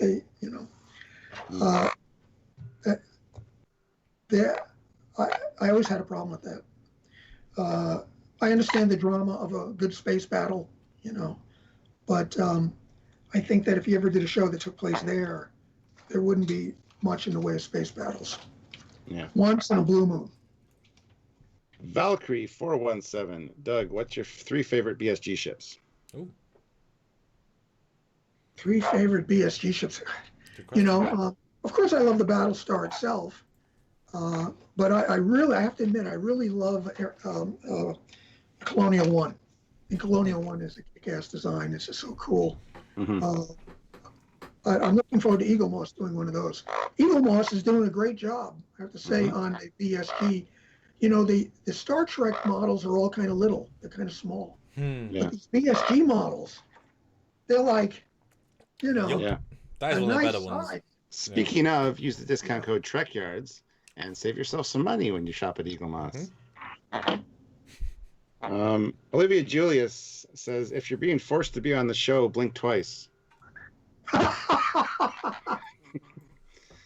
looking for blinking. I don't see any. Oh, there's one. Oh, there you go. Yeah. Ensign Ricky, what is one of your fondest memories from the days of the Federation Trading Post? Yeah. He's on the floor. Well, I mean, we used to have. I remember one time, it was a steamy, rainy night in New York City, and we were 53rd and 3rd is where we were. And I ran out to get a cup of coffee or something. And when I came back, my glasses were all steamed over and rainy. And Mitch, one of the guys working at the counter, says, Doug, there's somebody here who would like to talk to you. And I'm thinking, oh, someone's probably mad or wants to return something. And I walk up and I could, through my glasses, I'm like looking into the chest of this guy. And I take my glasses off and I look up and it's Gene Roddenberry came in.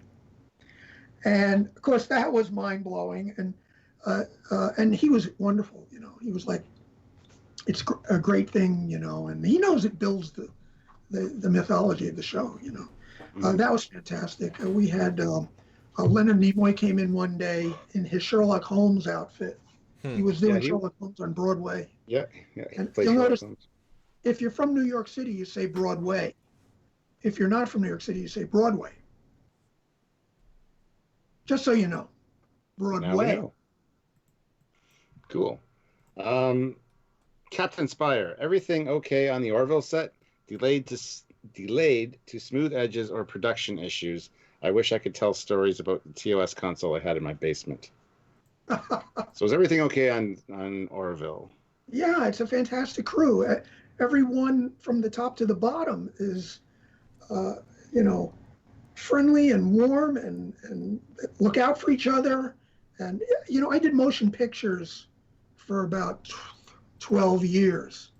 And I didn't enjoy motion pictures like I enjoy television. Because you go from crew to crew, like a couple of times a year or once a year, it might be an entirely new group. And on the television series, you become a family and you look out for each other and you've got jokes that you play on each other. And, you know, this one guy, Tony, are you listening? He finds a place on stage. This is on Orville. He'll find a place on stage where he can throw his voice so it will bounce off a wall. And he'll be calling me, but I can't find him no matter where he is. You know, it's a game he plays with me every time. I prefer television. And the Orville crew is, you know, boy, I'm a lucky guy. Lucky guy. And can I say one thing about the potential delay is that even if it's delayed a little bit, in theory, any of the stuff in post now has a bit more time to be refined and fleshed out and sleeked out. So in theory, the stuff might look a little bit nicer because there's no longer that, oh no, we've got to release in a month and a half delay. You know, that's actually good in a sense. It also gives everyone a chance to catch their breath. I mean, it gives you know, the writers of the show a chance to reflect on what they had planned. You know, I was just reading an article with Waititi, who's directing Thor: Love and Thunder, who did Jojo Rabbit, and he did you know, Ragnarok, which is a riot if you haven't seen it. It's the funniest Marvel movies ever. He said that this is allowing him to fine-tune his script. You know, it's going to be, going back to work is going to be weird. I don't know. A lot of thought is going into right now about how we're going to do that and keep everyone safe. I mean, how? A lot of things are going to have to change. You know, Dorothy has to take the cat to the vet, and they've got it set up where you pull into the parking lot, you call them on the phone, the tech comes out and grabs the carrier with you. You know. It's I had to take the dogs to the vet, and same thing here. So we're living in a science fiction novel right now. You Xeraxis, Doug, have you seen the Normandy from the game series Mass Effect, and what do you think of it? And or do you have any favorite game design or designs from games? Well, I got probably just because I'm old. I'm not a gamer, and that's no offense to anyone who is a gamer. A lot of you have grown up with those kind of games. I grew up in the time of stone knives and bearskins. The telephones were connected to the wall, and and you plucked your TV image out of the air from an antenna that looked like a fishbone. For the younger people, people who are in their 20s or younger than that, grew up with that type of stuff. And it's just something that I never really got involved in. I've never done any design work for games, although a lot of my designs have ended up in games. I know of Mass Effect. I've seen pictures from it. It looks fantastic. It almost reminds me a little bit of when, one of the shows that we did at Foundation Imaging was called Roughnecks, and it was. Love that show. Mm-hmm. Yeah, I mean, that was. I see the influence that show has had on some things, but yeah, I don't have an answer for that because I don't know my games. I don't know your games. I don't know any games. I played Monopoly. Good. Yeah. We used to make up our own rules. We would play the card token backwards. is very awesome. Yeah. We play the whole game backwards. We called it Ilapano. Joshua Clark. Doug, I have a lot of ideas for starships. I just do not have the necessary artistic ability. Example, putting paper or pencil to You have to paper. develop it. Do you have any suggestions? Yes, develop your ability to do it. I mean, Start small. Just practice every day. Yeah. Yeah, do it every day. If you really love it, it won't be a chore. The thing is that, human beings tend to get frustrated when they don't get immediate results. And that's the demon in it. You have to defeat that. And you have to know that if you're suffering while learning, that means you're doing it right. Well, and you didn't get the Emmy overnight. Yeah. So practice and work hard and learn and always try always one up yourself. Set your own. Relish the challenge. Yes. That's why I kept changing careers and starting over, because I enjoyed having to start over from the bottom. That's great. Yeah. It's great fun to do that. So do you think your longest running career is parrot caretaker? Yeah. Parrot friend. You want to come over here? Speaking of, Jeff Jacobs says, my bird, Miss Marple, is flirting with Beaky. Oh, really? So Beaky's got a girlfriend. You're a star, Blue Shitashi. I've been with this thing for 35 years. It totally runs my life. I would never recommend anybody get a parrot. Don't see him back there. Tortoise. He's plotting. He's going. See, he's going to. You do not want a parrot. You don't want one. Somebody called. I know he can hear me, and I'll be punished later. He's having a great time because I'm home, and he's run amok all over the place. When I have to go back to work, he's going to be so pissed. I'm going to have to watch out. He'll want to bite me. My pug is so happy that me and Sylvia are both home all day now. Doug, do you want to grab a drink? You sound a little bit thirsty. What's that? Do you want to grab a drink? You sound a little bit hoarse. A drink? Yeah. At the where? You sound a bit hoarse. Do you want to grab a drink? No, you know what? That's the way my voice is now. It's fine. Okay. We're almost caught up to the super chats. A part of it is I've been told is because I take Advair because I have slight asthma, and that the Advair does that. Yeah. Blue Satoshi. That's some makeup, by the way. Asthma. Yes. Maybe the Star Trek Online Universe class. Be sure you've got a respirator. Yes. Maybe the Star Trek Online Universe class is just a simulation built in the early 2400s tech. Also, they practically made it a sitting duck in Procyon 5. Okay. Yeah. He hasn't played the mission. Yeah, I don't know about it. Captain Spire. Peter McCon told us a story about ants in his mask. Who did? Peter McCon. Bortus. Oh, Bordis. The guy that plays Bordis. About ants in his mask. Oof. Ouch. I haven't heard What that are you one. talking about? The actor that plays Bortus in Orville. Oh!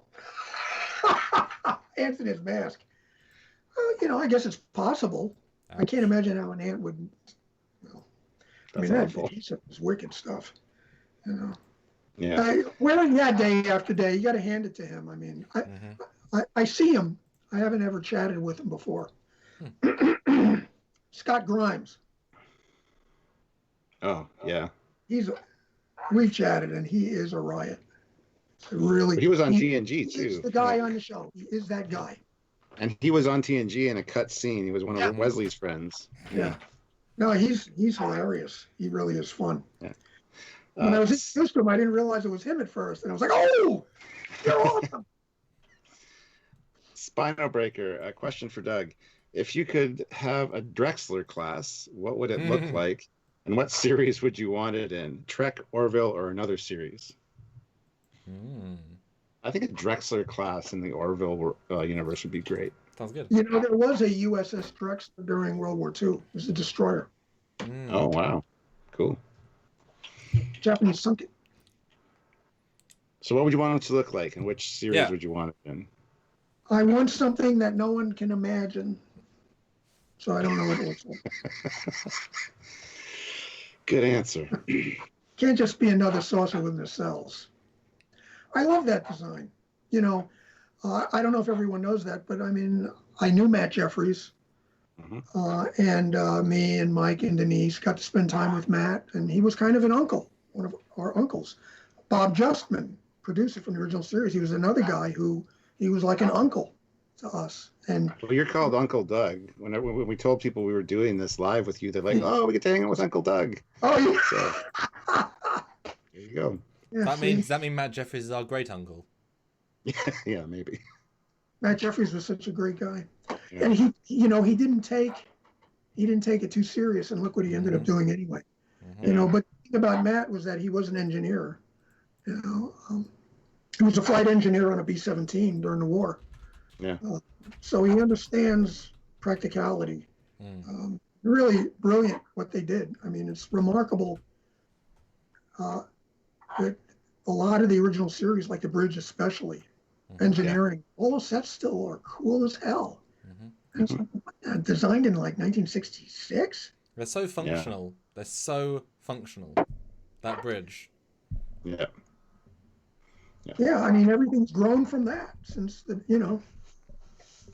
Fleet Paw Swiftback. You've cameoed a couple of times on Trek. Any stories about funny or serious, crazy or side-splitting encounters with the cast? Well, I mean, on TNG, there were all kinds of, crazy experiences. I mean, Jonathan Frakes and Michael Dorn and they were all hilarious, and they were all goofing around all the time. I mean, the later it got at night, the sillier things got. And they would be singing show tunes on the bridge, and it was a riot. Jonathan Frakes would be bowling using Sparklets bottles, and there were a couple of times where they were on the floor of the bridge wrestling like kids. Of course, the wardrobe people are losing their minds. Oh yeah. I remember I had just come off of Dick Tracy with Warren Beatty, and Jonathan was up on a transporter chamber, and he was a little shiny on his forehead. So I took a powder puff with a Kleenex, and I was patting him off to reduce the shine. And as I'm patting him off, he's like going like this against the powder puff and saying, "Oh, Dougie, is this how you used to touch Warren?" That's good. One time I was standing at the craft service table, and the second AD comes over and says, and this is before not everyone knew who I was, it was in the very beginning, comes over and says, "Are you Doug Drexler?" And I said, "Yeah." And she says, "Mr. Roddenberry would like to speak to you." And I'm like, "What, am I fired?" And she took me onto the Enterprise D bridge. And on the back of the bridge, Gene Roddenberry was sitting in a tall director's chair. And he just wanted to tell me that he thought we did such a great job on Dick Tracy. And here I am standing with Gene Roddenberry talking about work that we just had done. Actually, the first time I saw him, I was on. There was one time, it was yesterday's Enterprise, and I was like putting blood on people, and it was between shots. Yeah, that was my job. And I'm pretty much alone, and I feel someone watching me. I turn around, and Roddenberry is sitting in the tall director's chair watching me work. I was like, I mean, I grew up on the original series at a time when it was not hip, you know? Mm-hmm. And I always felt responsible for being part of bringing the show back. Mm. Gene understood how important the fans were. There was that was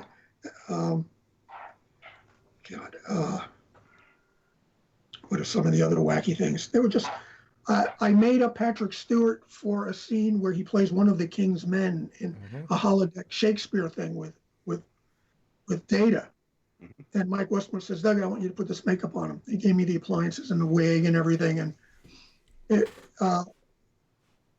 to be putting makeup, to having been a fan for so long, having rooted for Gene Roddenberry for so long, getting to see TNG actually happen, loving the show, even in the very beginning where it was still rough. I knew tremendous potential. To be putting his makeup on, it was like mind staggering. And he was so thrilled with the makeup that he was running all around the backlot because you couldn't recognize him. You know, I find that people do that when they get a prosthetic makeup on. They'll run around and play gags and they feel free. Al Pacino on Dick Tracy was a very shy, quiet guy. As soon as he had the big boy makeup on, he was like running around causing trouble. And then after, you know, he did that, I took the makeup off him and they put him back in his Starfleet uniform. And now I was watching him on the set. And there I am with Picard in uniform. I mean, I could just go on and on. I was in the two-parter, working on the two-parter, doing makeup with Leonard Nimoy, you know, cool. And being on Vulcan and standing there with Patrick, Brent, and Spock all made up in a scene. You know, that's awesome. Mind-boggling. That's where I got to be friends with Malachi Throne, who was he was a Romulan senator in the two-parter, and he was Commodore Mendez on the original series. And I got to the makeup trailer at like 6 a.m. And Malachi Throne is the same guy? Yeah. And I walked up to him and I was like, Commodore Mendez, a pleasure. And he was so tickled that I knew he wasn't. We were friends after that. I mean, we used to get together with Barbara Luna all the time. Lots of stories. Inner Light. You know, I didn't design the old age makeup that Patrick wore on Inner Light, but I put it on every day. And so I was like with Patrick all day, and you know, from like 3 a.m, putting those makeups on. Leonard Crowfoot as Lal, that full body makeup. You know, he looked like an Oscar. That was an incredible experience. I mean, that poor guy told him that, you know, you could forget about going to the bathroom tomorrow because you're going to be glued in and there's not going to be. And Leonard never complained, not once, not ever, stopped drinking and eating the day before. Yeah. And that was like a real bear of a makeup. Getting it off the first night, could not get the makeup off him. They said it would come right off, and I'm thinking, I don't know, I don't believe this, because if it stays on all day, it ain't just going to come off at the end of the day. And it was impossible. Mike Westmore stayed with me the next day to help get the makeup off. And there's a story about it in Makeup Man, about that, where he took the front, I took the back, and I'm like at groin level with him. And there's this diaper he's wearing, and Mike is, you know, behind, and I could see Mike through Leonard Crowfoot's, the crack of his legs, and he's with a brush. I'm looking through his legs, and then when I took the diaper off, Leonard's waterworks just fell down, and I'm looking past his equipment through his legs, and Mike Westmore, who's like, and I was like, hey, Mike, there's a view of you I never wanted to have. And that was the Hollywoodness of Star Trek TNG. You know how he signed my book? Yeah. He signed it to Doug from the guy in the back. Oh, goodness. You know, I mean, there's just endless stories of fun. Yeah. Well, let's move on. Jason Almazan says, hi, super friend Doug. In Battlestar Galactica, which version of the Colonial Viper is your favorite? What I assume you're talking about going back to the original Battlestar. You know, I really love the Viper that was based on the original one. Adama's original, the one that Mhm. I mean, they had the Mark 7, right? It was the Mark 7, which was the real sleek one, and then it was the Mark 2. Yeah. I really love that Mark 2. It really is gorgeous. And the thing about Battlestar Galactica, I mean, all the time I was on Star Trek, they always skimped on the shuttlecrafts. I mean, you saw that little pod that they used to travel around in. We called it the Hyundai. It was like just flat panels, Yeah. After Star Trek V, they inherited one of those shuttles, which a lot more money was spent on, and it was adapted to be an Enterprise D shuttle. And that was a nice looking shuttle. But the thing about Galactica was that they did not spare the Quatloos when it came to building those fighters. They were just absolutely gorgeous with all kinds of compound curves, beautiful, beautiful shapes, and the weathering that was done by the paint department. I mean, I had to tell them.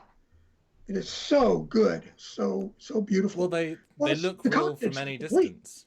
What's that? They look real from any distance. Yeah, that's incredible.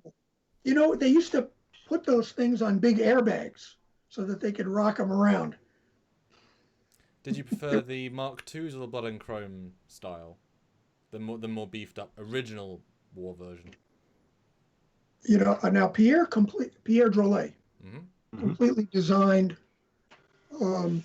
that ship on his own. For a video game years ago. We had not that one. No, that was built for blood and chrome.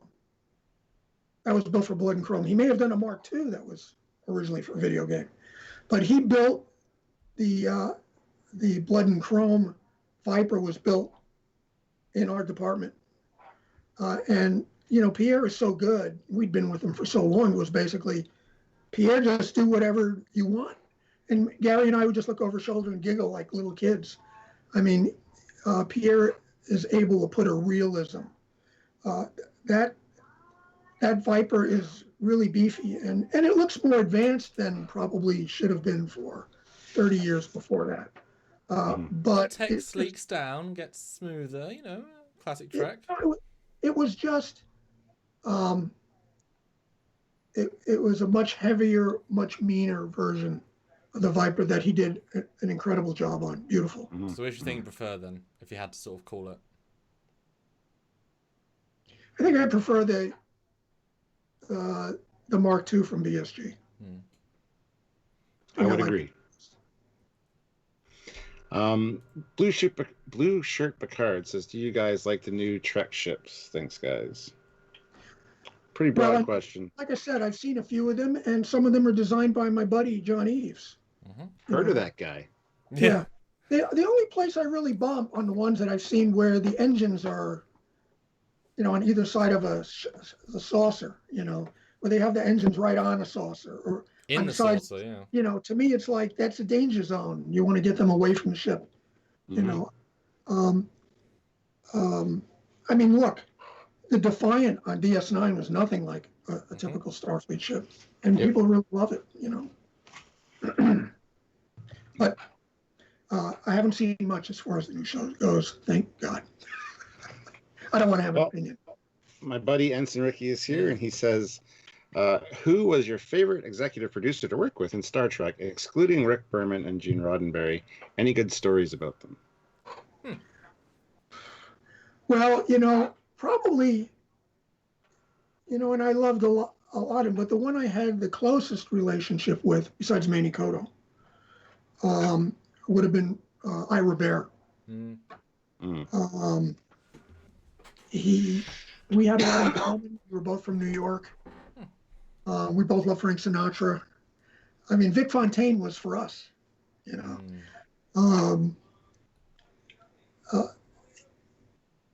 You would love my buddy Cliff. He's actually in the chat right now. He's got his bar. He named it Frank's Place.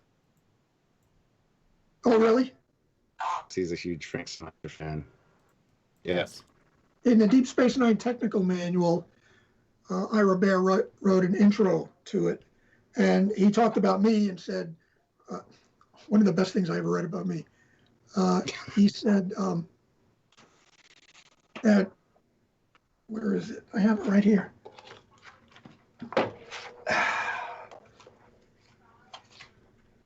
He says, to truly understand Doug Drexler, you have to go beyond the obvious. Sure, he's a talented illustrator and graphic designer, but the key to Doug is in his eyes. Look at them closely, and you'll discover a Merlin the Magician looniness lurking beneath the surface. I'm convinced Doug knows secrets of the universe that the rest of us can't even imagine. He's also a big Sinatra fan, so you know the guy has taste. That's great. And I can attest to that. There's something behind your eyes, man. Yeah, so I mean, but that, Andre Berman is wonderful. Ron Moore obviously is a great guy, and he brought us on to Battlestar Galactica. Who am I forgetting? But I've always been really lucky with the peeps. Well, Stuart McKennis has upgraded his membership to Admiral, so thank you, Admiral. And now outrank all of us, except for Admiral Drexler there. That's amazing, Stuart. Thank you. Blue Shirt Picard. New Trek uses a lot of holograms. Is it cheaper to make those over physical consoles? That's a good question. What about, I'm sorry, you're talking about holograms as opposed to consoles with buttons? Yeah. Which is cheaper to make or produce or to keep producing? Well, I mean, having holograms over every station doing something probably costs some money. I mean, you have to track the shot, and you got to build the stuff, and then you got to comp it in, and that's a lot more work than just having plexi pans with buttons on them. I mean, I always kind of like the idea. I used to think if I had to use the original series bridge, and I had to kind of upgrade the tech, how would I do it? Well, maybe there have been holograms there all along, that we just can't see. That you have to be, maybe Aurora wears a pair of contact lenses that lets us see them. I like the idea of the panels being black when they're off, and then powering up, see little holograms come up, tactile hologram buttons that are the jelly beans. Yeah, I think that's cool. That's cool. I think that you could upgrade the original series ship cleverly, so that it's still the same, that you still don't doubt that you're in the same place. Yeah. I mean, when we did all of the graphics for the bridge consoles, which were me and Michael Kuda, and we did every panel, even though we knew we weren't going to see them all. Mike wanted to have little tiny numbers on all the little blinky squares. He says, but we want them to be small enough so that if you pull back, it looks like there's nothing there. Yeah. But if you get real close and you ever do see it, you go, oh, so that's what was there. Of course, I always liked the idea that Spock could read information by the patterns that they produced, Well, it's one of those things that I always thought, like the blinkies and such. I mean, all they're showing is little boxes, but if they've been trained to understand the operating system, then for us it means very little. But they've been trained, and this is the standard for dozens of years, so it does tell information because they've been trained to read it. It's like Braille. Yeah, Braille means nothing unless you've been trained to read it. It's a style of communication. Yeah, I mean, I remember Gene Roddenberry talking about the patterns on the blinkies and the sounds that come from the stations, that when Spock listens to that, it's akin to being able to, hear a telegraph and being able to read it, from sound.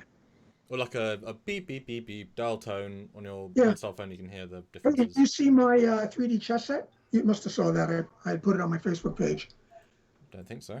Steve Pylock made them for me and Mike and Denise.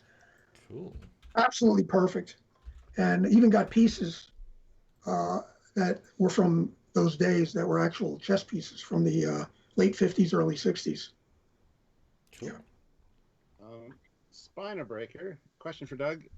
You can cross over any two series you have worked on. Which ones, and what would the story be like? So we could cross over any two series that you have worked on. So Battlestar Galactica and Star Trek, Orville. Cool. How would what would I have done with it? Yeah, what would the story be like? Or what story would you like to tell? Well, just off the top of my head? Yep. Shucks, I don't know. I really don't know. There's a lot of different ways it could go. Well, I mean, we know the Enterprise was in the fleet in the mini-series about Galactica, so obviously you just zoom in on that Enterprise and you tell the story of the lost Connie that made it to the Battlestar Galactica fleet. There you go. Gary was really upset when he saw it. Obi-Wan. Well, you know that in the miniseries, I think that when Madam President is getting her diagnosis, that overhead you could see the Firefly. Yep. Right. Zoink did it. They had it, and a lot of the background ships were all just Firefly / BSG ragtag ships.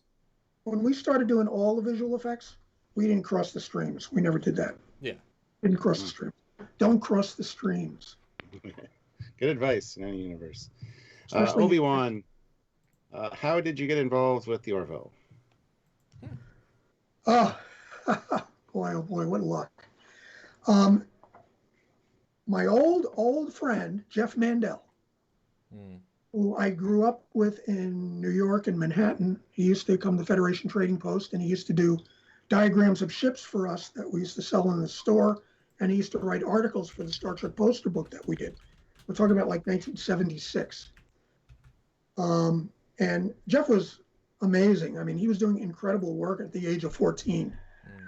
And he really kind of taught me a lot about how to do diagrams. We used to use rapidographs and really fine tape to do the lines. The computer is so easy. Jeff was out in California. We snuck out during the making of the motion picture together and snuck on the back lot to get a glimpse of the Star Trek the motion picture. And Jeff moved out to LA. I got him probably his first job in the business on Deep Space Nine. I'm not sure, did he start as a PA and then become a graphic designer, or start just as a graphic designer? I can't remember. So Jeff and I were working Star Trek together, Deep Space Nine, and I was on Enterprise for a while. He did some of the movies with us. And Robert Strohmeyer, who was the art director on Orville, they needed a new graphic designer, and he knew he had worked with Jeff before. Now, the thing you have to remember is that people who are big fans of all the shows say, well, they must know you. Well, no, they really don't. You know, you have to be a real fan to know who all the people behind the scenes are. If you're working on a show, that show is important, and the jobs you did before that are important. You don't know everybody who worked on, you know. So I don't think Robert knew of me at all. And he had worked with Jeff. He called Jeff to see if he was available. And Jeff says, I'm busy, but have I got a guy for you? And I got a call from Robert Strohmeyer, and he asked if I could come down. And I went down to 20th Century Fox in it with Robert and Steven, and I was hired. And I was clicking my heels going home. Robert knows. I tell him all the time. But an easy to answer in terms of like quick answer. Obviously, you lived TNG. You weren't just on. You lived TNG, and obviously now you're living Orville. If you had to sort of summarize as a percentage factor how similar the set to Orville feels like to the set to TNG, out of 100%, how similar in just a general vibe to you personally? Well, it's definitely influenced by Next Generation and less by the shows that followed. And of course, Seth is a big TNG fan. Yeah. If you watch the video that talks about Next Generation, when it was made, Herman won a Lifetime Achievement Award at the Art Directors Guild. And they made this video, and Seth MacFarlane was in the video. Me and Mike and Denise are as well. And Seth is on the video, and he talks about his love for that design ethic, that kind of livable environment. The thing I love about it, the bridge on the Orville has a wonderful swoopy quality, like the Enterprise D did. And I always felt that once we got past Next Generation, the bridge design started moving backwards.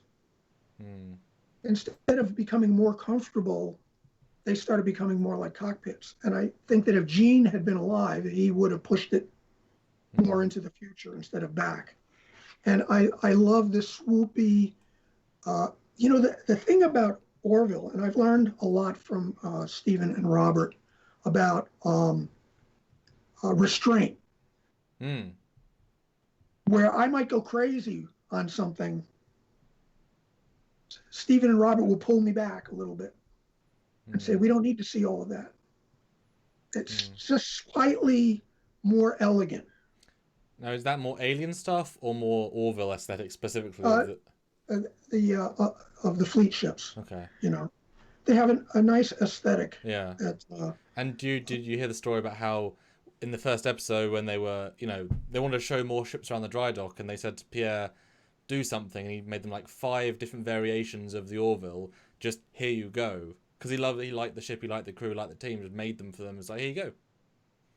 Yeah, well, Brilliant. The thing that really impressed me, and of course I've always known that Seth was an artist, was that they did a lot of designs that were getting rejected, and then Seth did a quick sketch. Yeah. And that's what it's based on. Yeah. The thing that amazing, Seth, he knows enough about enough about the genre and what made it work for Star Trek to be able to have a ship that when you look at it, even briefly, you'll remember that this is what an Orville ship looks like the Enterprise ships. Yep. Everyone can recognize them. They're singular in the way they look. There's a very strong aesthetic. It's the same with Orville. Those 3 rings on the back are fabulous. I love the design. It's a great design. Yeah. You just wait till season 3. We're looking forward to it for sure. Jadok Productions. Oh crap, I'm late. You sirs are a massive inspiration to me. Mr. Drexler, I really enjoyed talking to you and showing you my works on Facebook. Love you guys. Thank you. Tangerine Star. Oh, sorry. Tangerine Star 26. Hi, Doug. What are your hopes for the future? That's pretty broad. Take it as you will. Yeah. Yeah, I mean, I want to get out of quarantine sometime. That'd be great. Yeah, exactly. It's the first thing I thought of. I'd like to go back. It's going to be a while. Things are going to be very different for a while. My hope is that this turns out to be something that we grow from and we become better for it. Chances are we will. I mean, that's kind of, human nature. I mean, of course, there's good and bad human nature, but we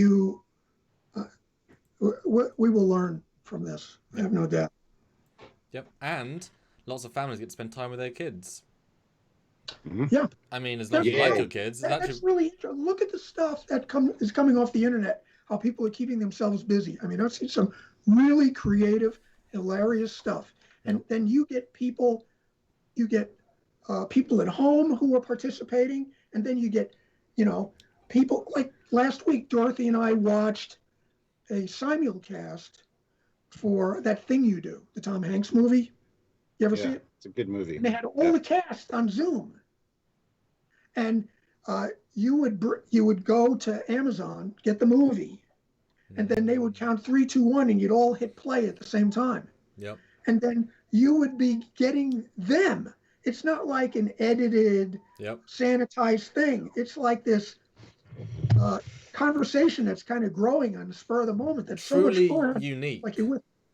What's that? Truly unique and like life. I mean, like I said right at the start, we're getting to know these people, these actors, in ways that, you never could have thought, because they want to perform. They want this audience. It's only natural. It's their profession.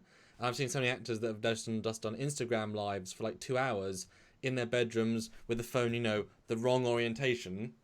I think widescreen. Yeah. And it's just them. There's no script. There's no whatever. And it's really interesting to see. Well, I mean, because of the internet, we have such an immediate communication with almost anyone we want to meet. Yeah. Hi, Doug. You're in LA. Hey. Yeah. That's part of the reason why, like, say, for instance, the Academy Awards doesn't pull in the numbers that it used to. It's not because it's boring or it's not produced well or anything like that. It's because in its heyday, it was the only way you could see stars and not see them not on the screen. So you would flock to see your favorites. You'd watch the Emmys because Leonard Nimoy is going to be there. He's, to see them off camera. But now it's not that special anymore. You could see some people you can't even get away from, like the Kardashians. And I don't mean the Kardashians. But, so it's really fascinating what's going on. Everything's blending together, Yeah. The world's both smaller and further apart in different ways. It's Yeah. Yeah. We did get a PayPal from Ian Warrender, who's another one of our admins.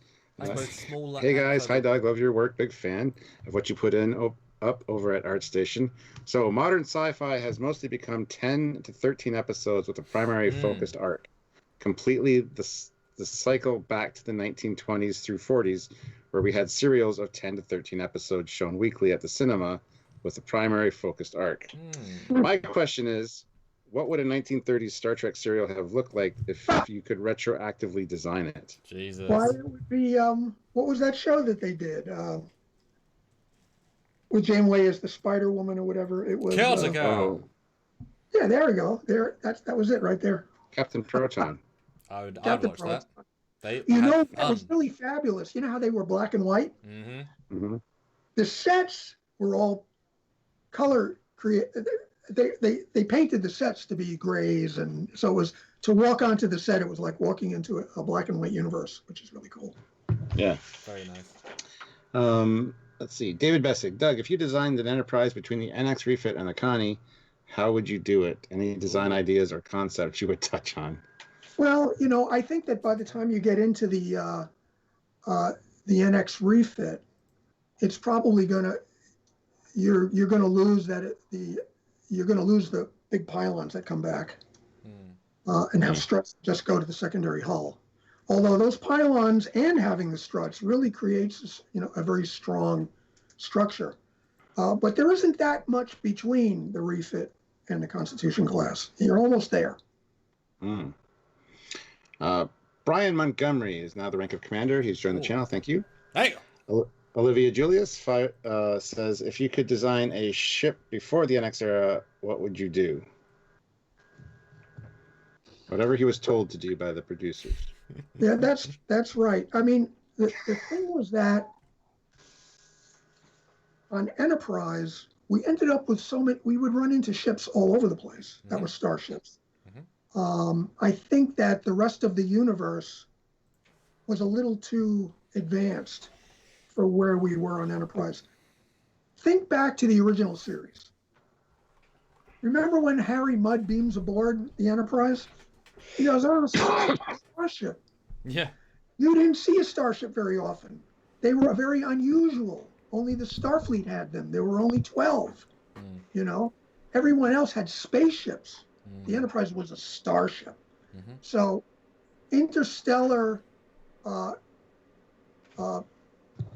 shipping and freight companies like we saw, I don't think there would have been that much of it. It would have been mostly within the solar system. The solar system should have really been developed big time in season 1.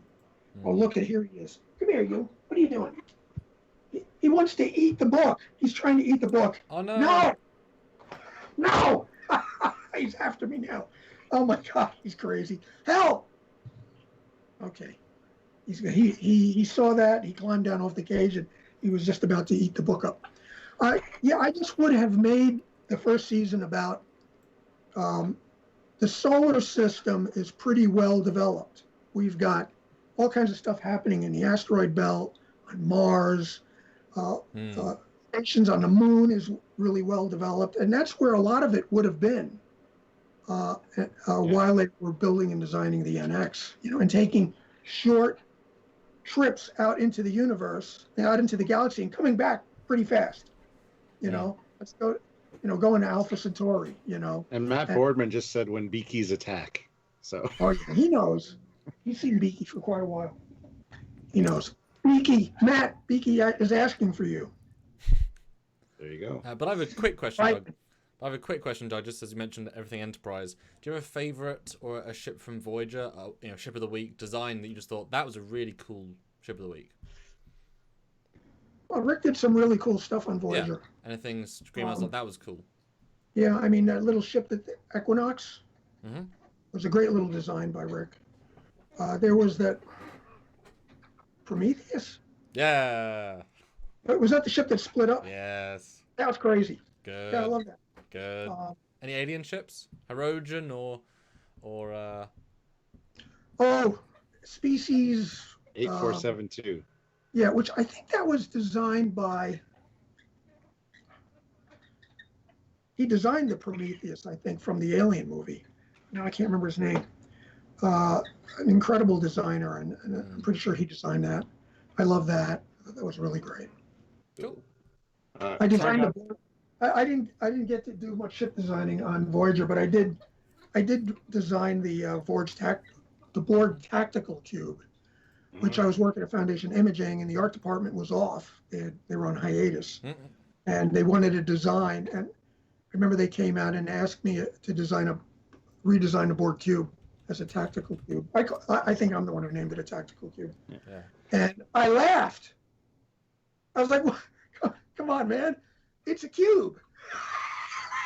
What do you want me to do? I ended up putting like what I called a flak jacket on it, basically. But I told them I thought that what they ought to do is, on first contact, we saw the cube launch a sphere, the Borg sphere. Remember that? Mm-hmm. First contact. I said, well, how about we do a pyramid? And that way we would have the UPN logo. Yeah, that's good. They didn't go for it. Nice. Carter Galaxy Studios. Hi, Doug. Nice to meet you. If you had to design a Trek ship today, what elements would you incorporate, and what shapes would you consider for hulls? You must get these questions all the time. Yes. The thing is, I know that Star Trek likes to keep the saucer nacelle configuration, and you could, you keep stretching it in different directions. I'm amazed that the Defiant was so totally different from everything else. It was because it wasn't like they were creating a ship that was going to be a hero ship. I don't think the Defiant ever would have been a hero ship. Yeah. You wouldn't get to do anything that different. Look, it's like when we did Dick Tracy, Warren Beatty said, they're going to say, why aren't I wearing prosthetics when I do the movies? So I want to try some prosthetics just so we could say we tried it. And we put a Dick Tracy nose on him. It's going to look silly, but it doesn't make sense because changing Warren Beatty's face is like changing the Coca-Cola sign. You know what I mean? Yeah. You don't want so it's the same thing with the starships, with the saucer and the nacelles. That's always going to be a fingerprint. Yeah. I got to stretch it a bunch of different ways.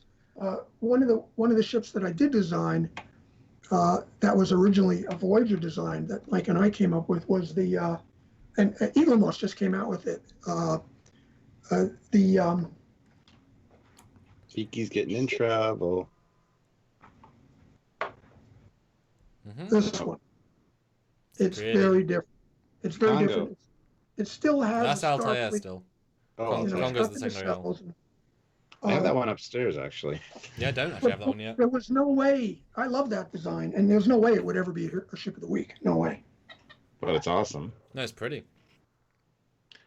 Wait, Wait, Stuart, hold on, Stuart. I just love how he walks out of frame and the robot is like right there, center frame. It's just like, special guest star, the robot.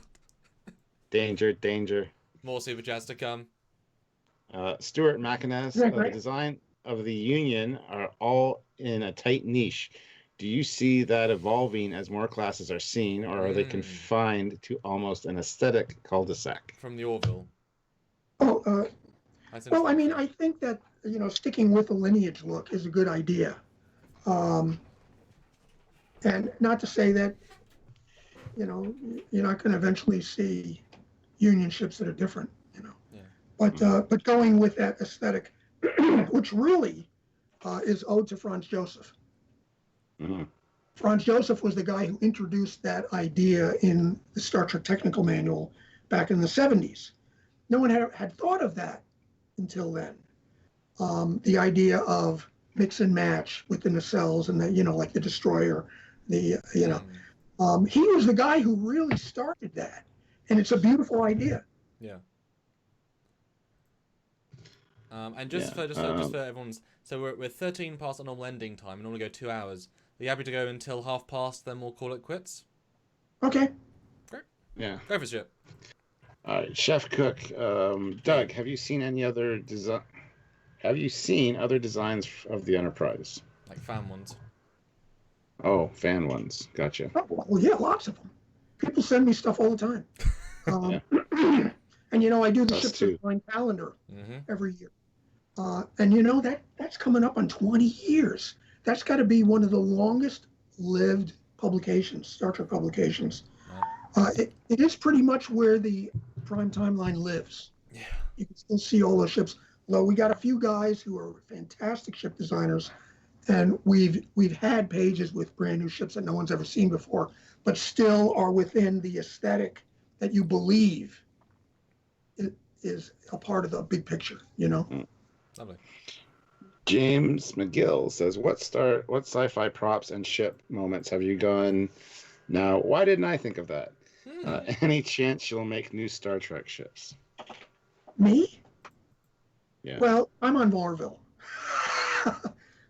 And I'm hoping that Orville, if we're lucky, it'll go for another season after this. I sure hope so. Whether I would ever be asked onto Star Trek. Actually, I've had John Eves call me a few times and say, are you available? They need some extra help. And I've just never been available when I did get a call like that. Mm-hmm. But I'm really happy in Orville. You need a crowbar to pry me out of there. Sounds good. Whether I ever have Star Trek again, I don't know. Who knows? Well, yeah. It's like you said, and I learned this when I started doing the shows, and I had some bad experiences in the beginning when they were putting Discovery together with a production from a couple of different departments. But that show was like a runaway freight train. It was kind of mixed up production-wise in the beginning. It's easy to take it personal. You don't get called.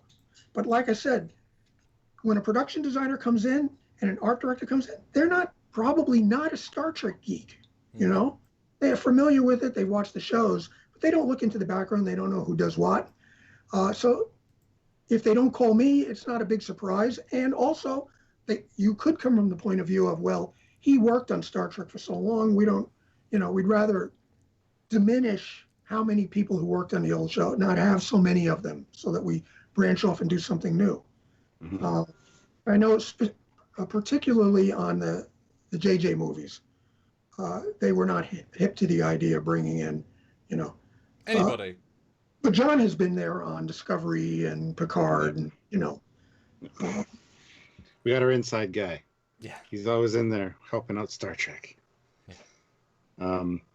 Scott Withrow says, no questions this time, but a big thanks to Drex for being so engaging with us, the fans. Oh, hey, man. Listen, I'm one of you. Yeah. Yeah. From the very One beginning. of us. I am. One of us. Yeah, Google Gobble. It's in your DNA, Yeah. It's in my DNA to be on Galactica and Orville. Orville is such a blessing. I wondered if I would ever have another opportunity to do that, because it's built in. It's in me. That's what I'm supposed to do. Mm-hmm. And to be called in and then find out what a great group it is and how much fun we're having. I didn't know whether I was going to have another experience like that, but holy cow, I've been really lucky. Yeah. Awesome. Flubug1 puts in a super chat with no comment or question, but thank you. And Jadok Productions, how would I get my foot in the door to work for you? I would kill to work for you and learn from you. Well, I thank you, and I really appreciate that. I'm not actually in a position where I'm a department head, anymore at this point. When I was a makeup artist, we had our own lab, and and me and Caglione were in charge. And visual effects, I was in a position to hire and bring people in. That's how Douglas E. Graves got his start. Remember that, Doug? And Matt Boardman, that's how he got his start. Because they were guys that I got along great with them, and I liked their work. And they ended up working. Matt's in the chat today, so he comes into our live chats quite often. Oh yeah, he's great. In the art department, I'm the graphic designer, and Stephen and Robert are, production designer and art director. I work for them and love it. Yeah. You never know. Who knows? I'm not dead yet. You got a good question here. Squadricourse says, "What's the one of? What's the or one of the most ape-brain things you were ever asked to do on Star Trek?" The ape brain. Put that ape brain in a jar. Yeah. You know, I laughed so hard I didn't hear the question. As soon as I heard ape brain, I laughed. What was the question again? What was the most ape-brain thing you were asked to do when working on Star Trek? Well, it wasn't something that I did, but on Enterprise, remember the Romulan mine that got stuck on the hull, and they showed Mayweather? No, not Mayweather. Reed. Malcolm in a spacesuit hiking across the hull of the ship. And it's just my opinion, but I thought that made them look really ill-prepared to have to hike across. First of all, I put elevators all around that saucer. They could have, but they wanted him in a dangerous situation where he has to hike across the hull. I get that, but the truth is that if you examine the ship, you'll see that he could have come up through an elevator right near where that thing was. Plus, we had also designed and put in notes that the ship has an arm like the International Space Station. But the idea is to put the crew in peril. Canada arm, made in Canada. That's right, made in Canada. Sorry. Excuse me. Sorry. That's I love Canada. I lived in Vancouver for a year. I loved it. Total Anthony, we've already addressed that, and there's a thing on the bottom of the screen. So thank you, though. So final 10 minutes. Final quick fire. Wow. Has it really been 2.5 hours? Coming up pretty much 2 hours and 21 minutes. What I'm sensing is we'll have a nice gentle closeout today, and it'll have to come back. I think the people are demanding it. We've almost had 50 people the entire time. I sense that is the need from the audience who've stayed with us. They need more of the Doug Drex in their life. Well, it's especially great to do it live like this at a time when we're all in lockdown. So I think it's really great. And I've tried to, for the last 5 weeks, I've tried to do something. I've really filled my Facebook page with stuff because I feel like it's kind of my responsibility to try to, and to all of us, to each other, to keep us entertained. Well, and I have a lot of fun doing it. I mean, I feel very lucky and in a sense responsible. We put out content, and a lot of people, it's really nice to see our content all the time and see us live and have the conversation and be entertained. Where there's that to do. It's nice to be able to provide. We're just here talking, but some people this is really special to them. Of course, the other thing is that everyone who's listening, everyone who's watching, we're all in the same boat right now. So there's this connection. Yeah, and that rarely happens. Like I said, it's in some ways it's a good thing. In some ways, we're going to grow from it. And we're all Trek mad, otherwise they wouldn't be here on Trekyards, because boy, they wouldn't be here on Trekyards if they weren't. All right, last 2 super chats, and then any more. Sorry, they won't be answered, but we got 2 more. We're going to have to wrap it up. So Jamal Taylor, if you could pick any sci-fi movie from the 50s or 60s and remake the makeup, ships, and effects, what would it be? Forbidden Planet. Well, I just watched Forbidden Planet, and I thought a remake done well of that would be good. It's a wonderful, wonderful movie. I mean, it's one of those things where I hate to change anything. It's like if I were to do 20,000 Leagues Under the Sea, remake it, there's no way that I would change the Nautilus one bit. It's such a classic. And, of course they're going to, if they ever do it. They're going to change it. Why? Well, it's just a masterpiece. Fantastic Voyage, The Proteus. It's a classic movie from the 60s. That design is so freaking great. Okay, if you have to do it again, please use The Proteus. They will. Well, it's just like Into Mirror Darkly. The designs hold up, but just shoot them more modern with more interactive lighting, more, that stuff. And you can do a little bit of sleeking up. I mean, when we did Mirror Darkly, it wasn't the Enterprise. So Herman said, would you mind if we, just changed a couple of things to make it different? Not enough that you would notice without really looking at it. Like, for instance, the railing is round. It doesn't,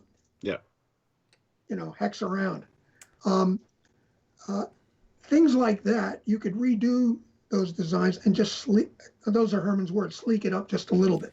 In So the still same place. in the Doug canon universe, the Defiant has aft torpedoes. Does the Enterprise? Did it always have aft torpedoes? Because they came out on it. Of course. Oh. Of course. I mean, I was at a convention in the 70s where someone asked Gene Roddenberry that. That's one of the top questions outside of why are there no bathrooms on the Enterprise? Of course there's bathrooms. I mean, what do you think? and people still say that to me on TNG. How come there's no bathrooms? Well, I mean, Picard's got a bathroom in his ready room. They've each got a bathroom in their quarters, and there's even a door on the bridge that says that it's ahead, you know. Now, was there anything behind that, or was it a storage closet? I really wanted to know.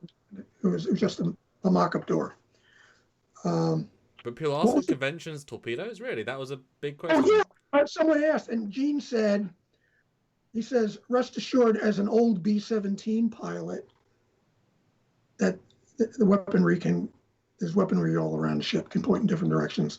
You know, B-17 had a tail gunner. Mm-hmm. You know. On a show like when they were doing Star Trek, well, I mean, it wasn't really low budget. It was $186,000 per episode, but I think that in today's money, that's like $1.5 million or something. So it's not that inexpensive, but they didn't have tons and tons and tons of money, and with each season they took money away from it. You shoot footage of photon torpedoes firing, and then you use it over and over and over and over to save money. And you only do new footage if there's a story-specific reason to do it. Mm-hmm. Yeah. You know. Yeah. I mean, I'm sure that in Encounter at Farpoint, you know, when they were being pursued by Q, they fired aft torpedoes. I'm sure that Gene was thinking about all the times he's been asked that question. Did you say 100? You said 186,000 per episode. For $186,000 per episode. In inflation, that would be 2.95 million an episode. See that? Damn. That's not exactly cheap.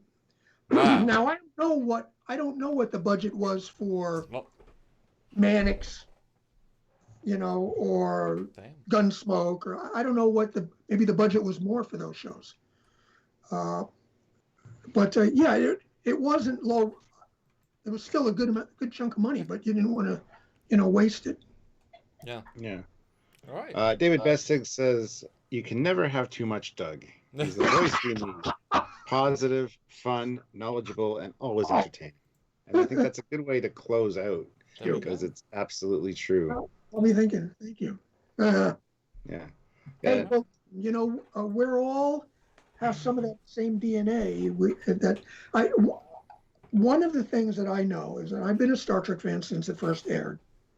And the wonderful thing about it, and part of that is because of the incredible continuity that the show had for the first 50 or so years, in that I could meet any one of you at any time and we could talk it and all be on the same page. Mm-hmm. You can't do that anymore because you don't know where they changed it or what applies anymore. You know, I'm not saying that their ideas for what they did are wrong or bad. It's just that it's a shame to see them not understanding that they're killing a golden goose by doing that. It's a wonderful thing. They should build on it, not disassemble it. Mm-hmm. Well, it's short-term money gains for long-term no money gains. It's immediate profits versus long-term longevity of the franchise. For me, it's kind of mind-boggling to think that they don't understand what some of the things are that made it supernaturally wonderful. And that the zeitgeist, you know, and it was carefully constructed and built over decades and decades. And any fans who grew, you know, new fans won't care if they don't know the old show. But you've got so many people who grew up on it of all different ages, and one of the things they love is being on the inside. And when you start to disassemble that, it's kind of a smack in the face. It's kind of a kick in the head, you know. It's like you're telling me that wait a minute, you're telling me that all the time and money that I spent keeping up with this thing and learning it, that doesn't count anymore? And I'm not I'm not bitching at them for doing what they did, but I'm saying, guys, why did you flush that down the toilet? You could have used that to your advantage. Could have built it even bigger. Could have been done better, is what you're saying. But what couldn't have been done better is we hit 302 likes, which is incredible. So, Doug, thank the audience, if you would.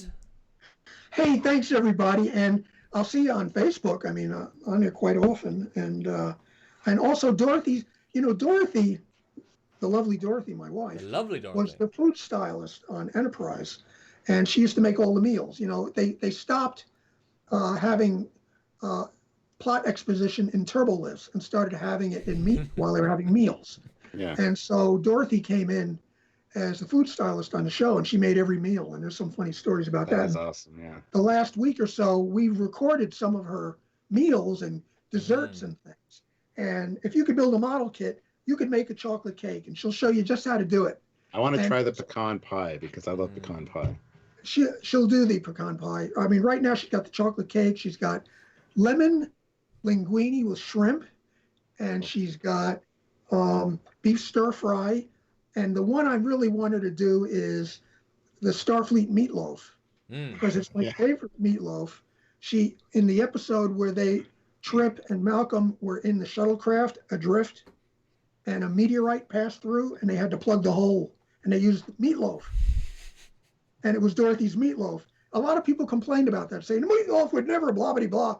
And Mike Okuda, it's on my page, Mike Okuda came in and explained how many pounds per square inch, how big the hole was. And that meatloaf, I'm sorry, I keep bouncing the thing. Meatloaf would, in fact, contain the atmosphere for at least some amount of time. But meatloaf, we want to get that fleet, we used to call it fleet loaf. We're going to have Dorothy do one with fleet loaf. And you can have Starfleet meatloaf. All right, and on that note, super positive. Stuart, thank everyone yourself, and then we'll... Thank you, everybody. Thank you. Thanks, everybody. We'll try to have Doug back at some point, but this was fun, and we look forward to more of it. So thank you to all of you guys, and of course to you, Doug, as well. And thank you to Beaky. There he is. It's true. He says he'll see you later. Right. So until next time, he's Captain Foley, I'm Commander Cockins, and he is... Admiral Drexler. Yes. Goodbye, everyone. Next time I'll tell you about how I taught Patrick Stewart to do the Rimmer salute. Goodbye.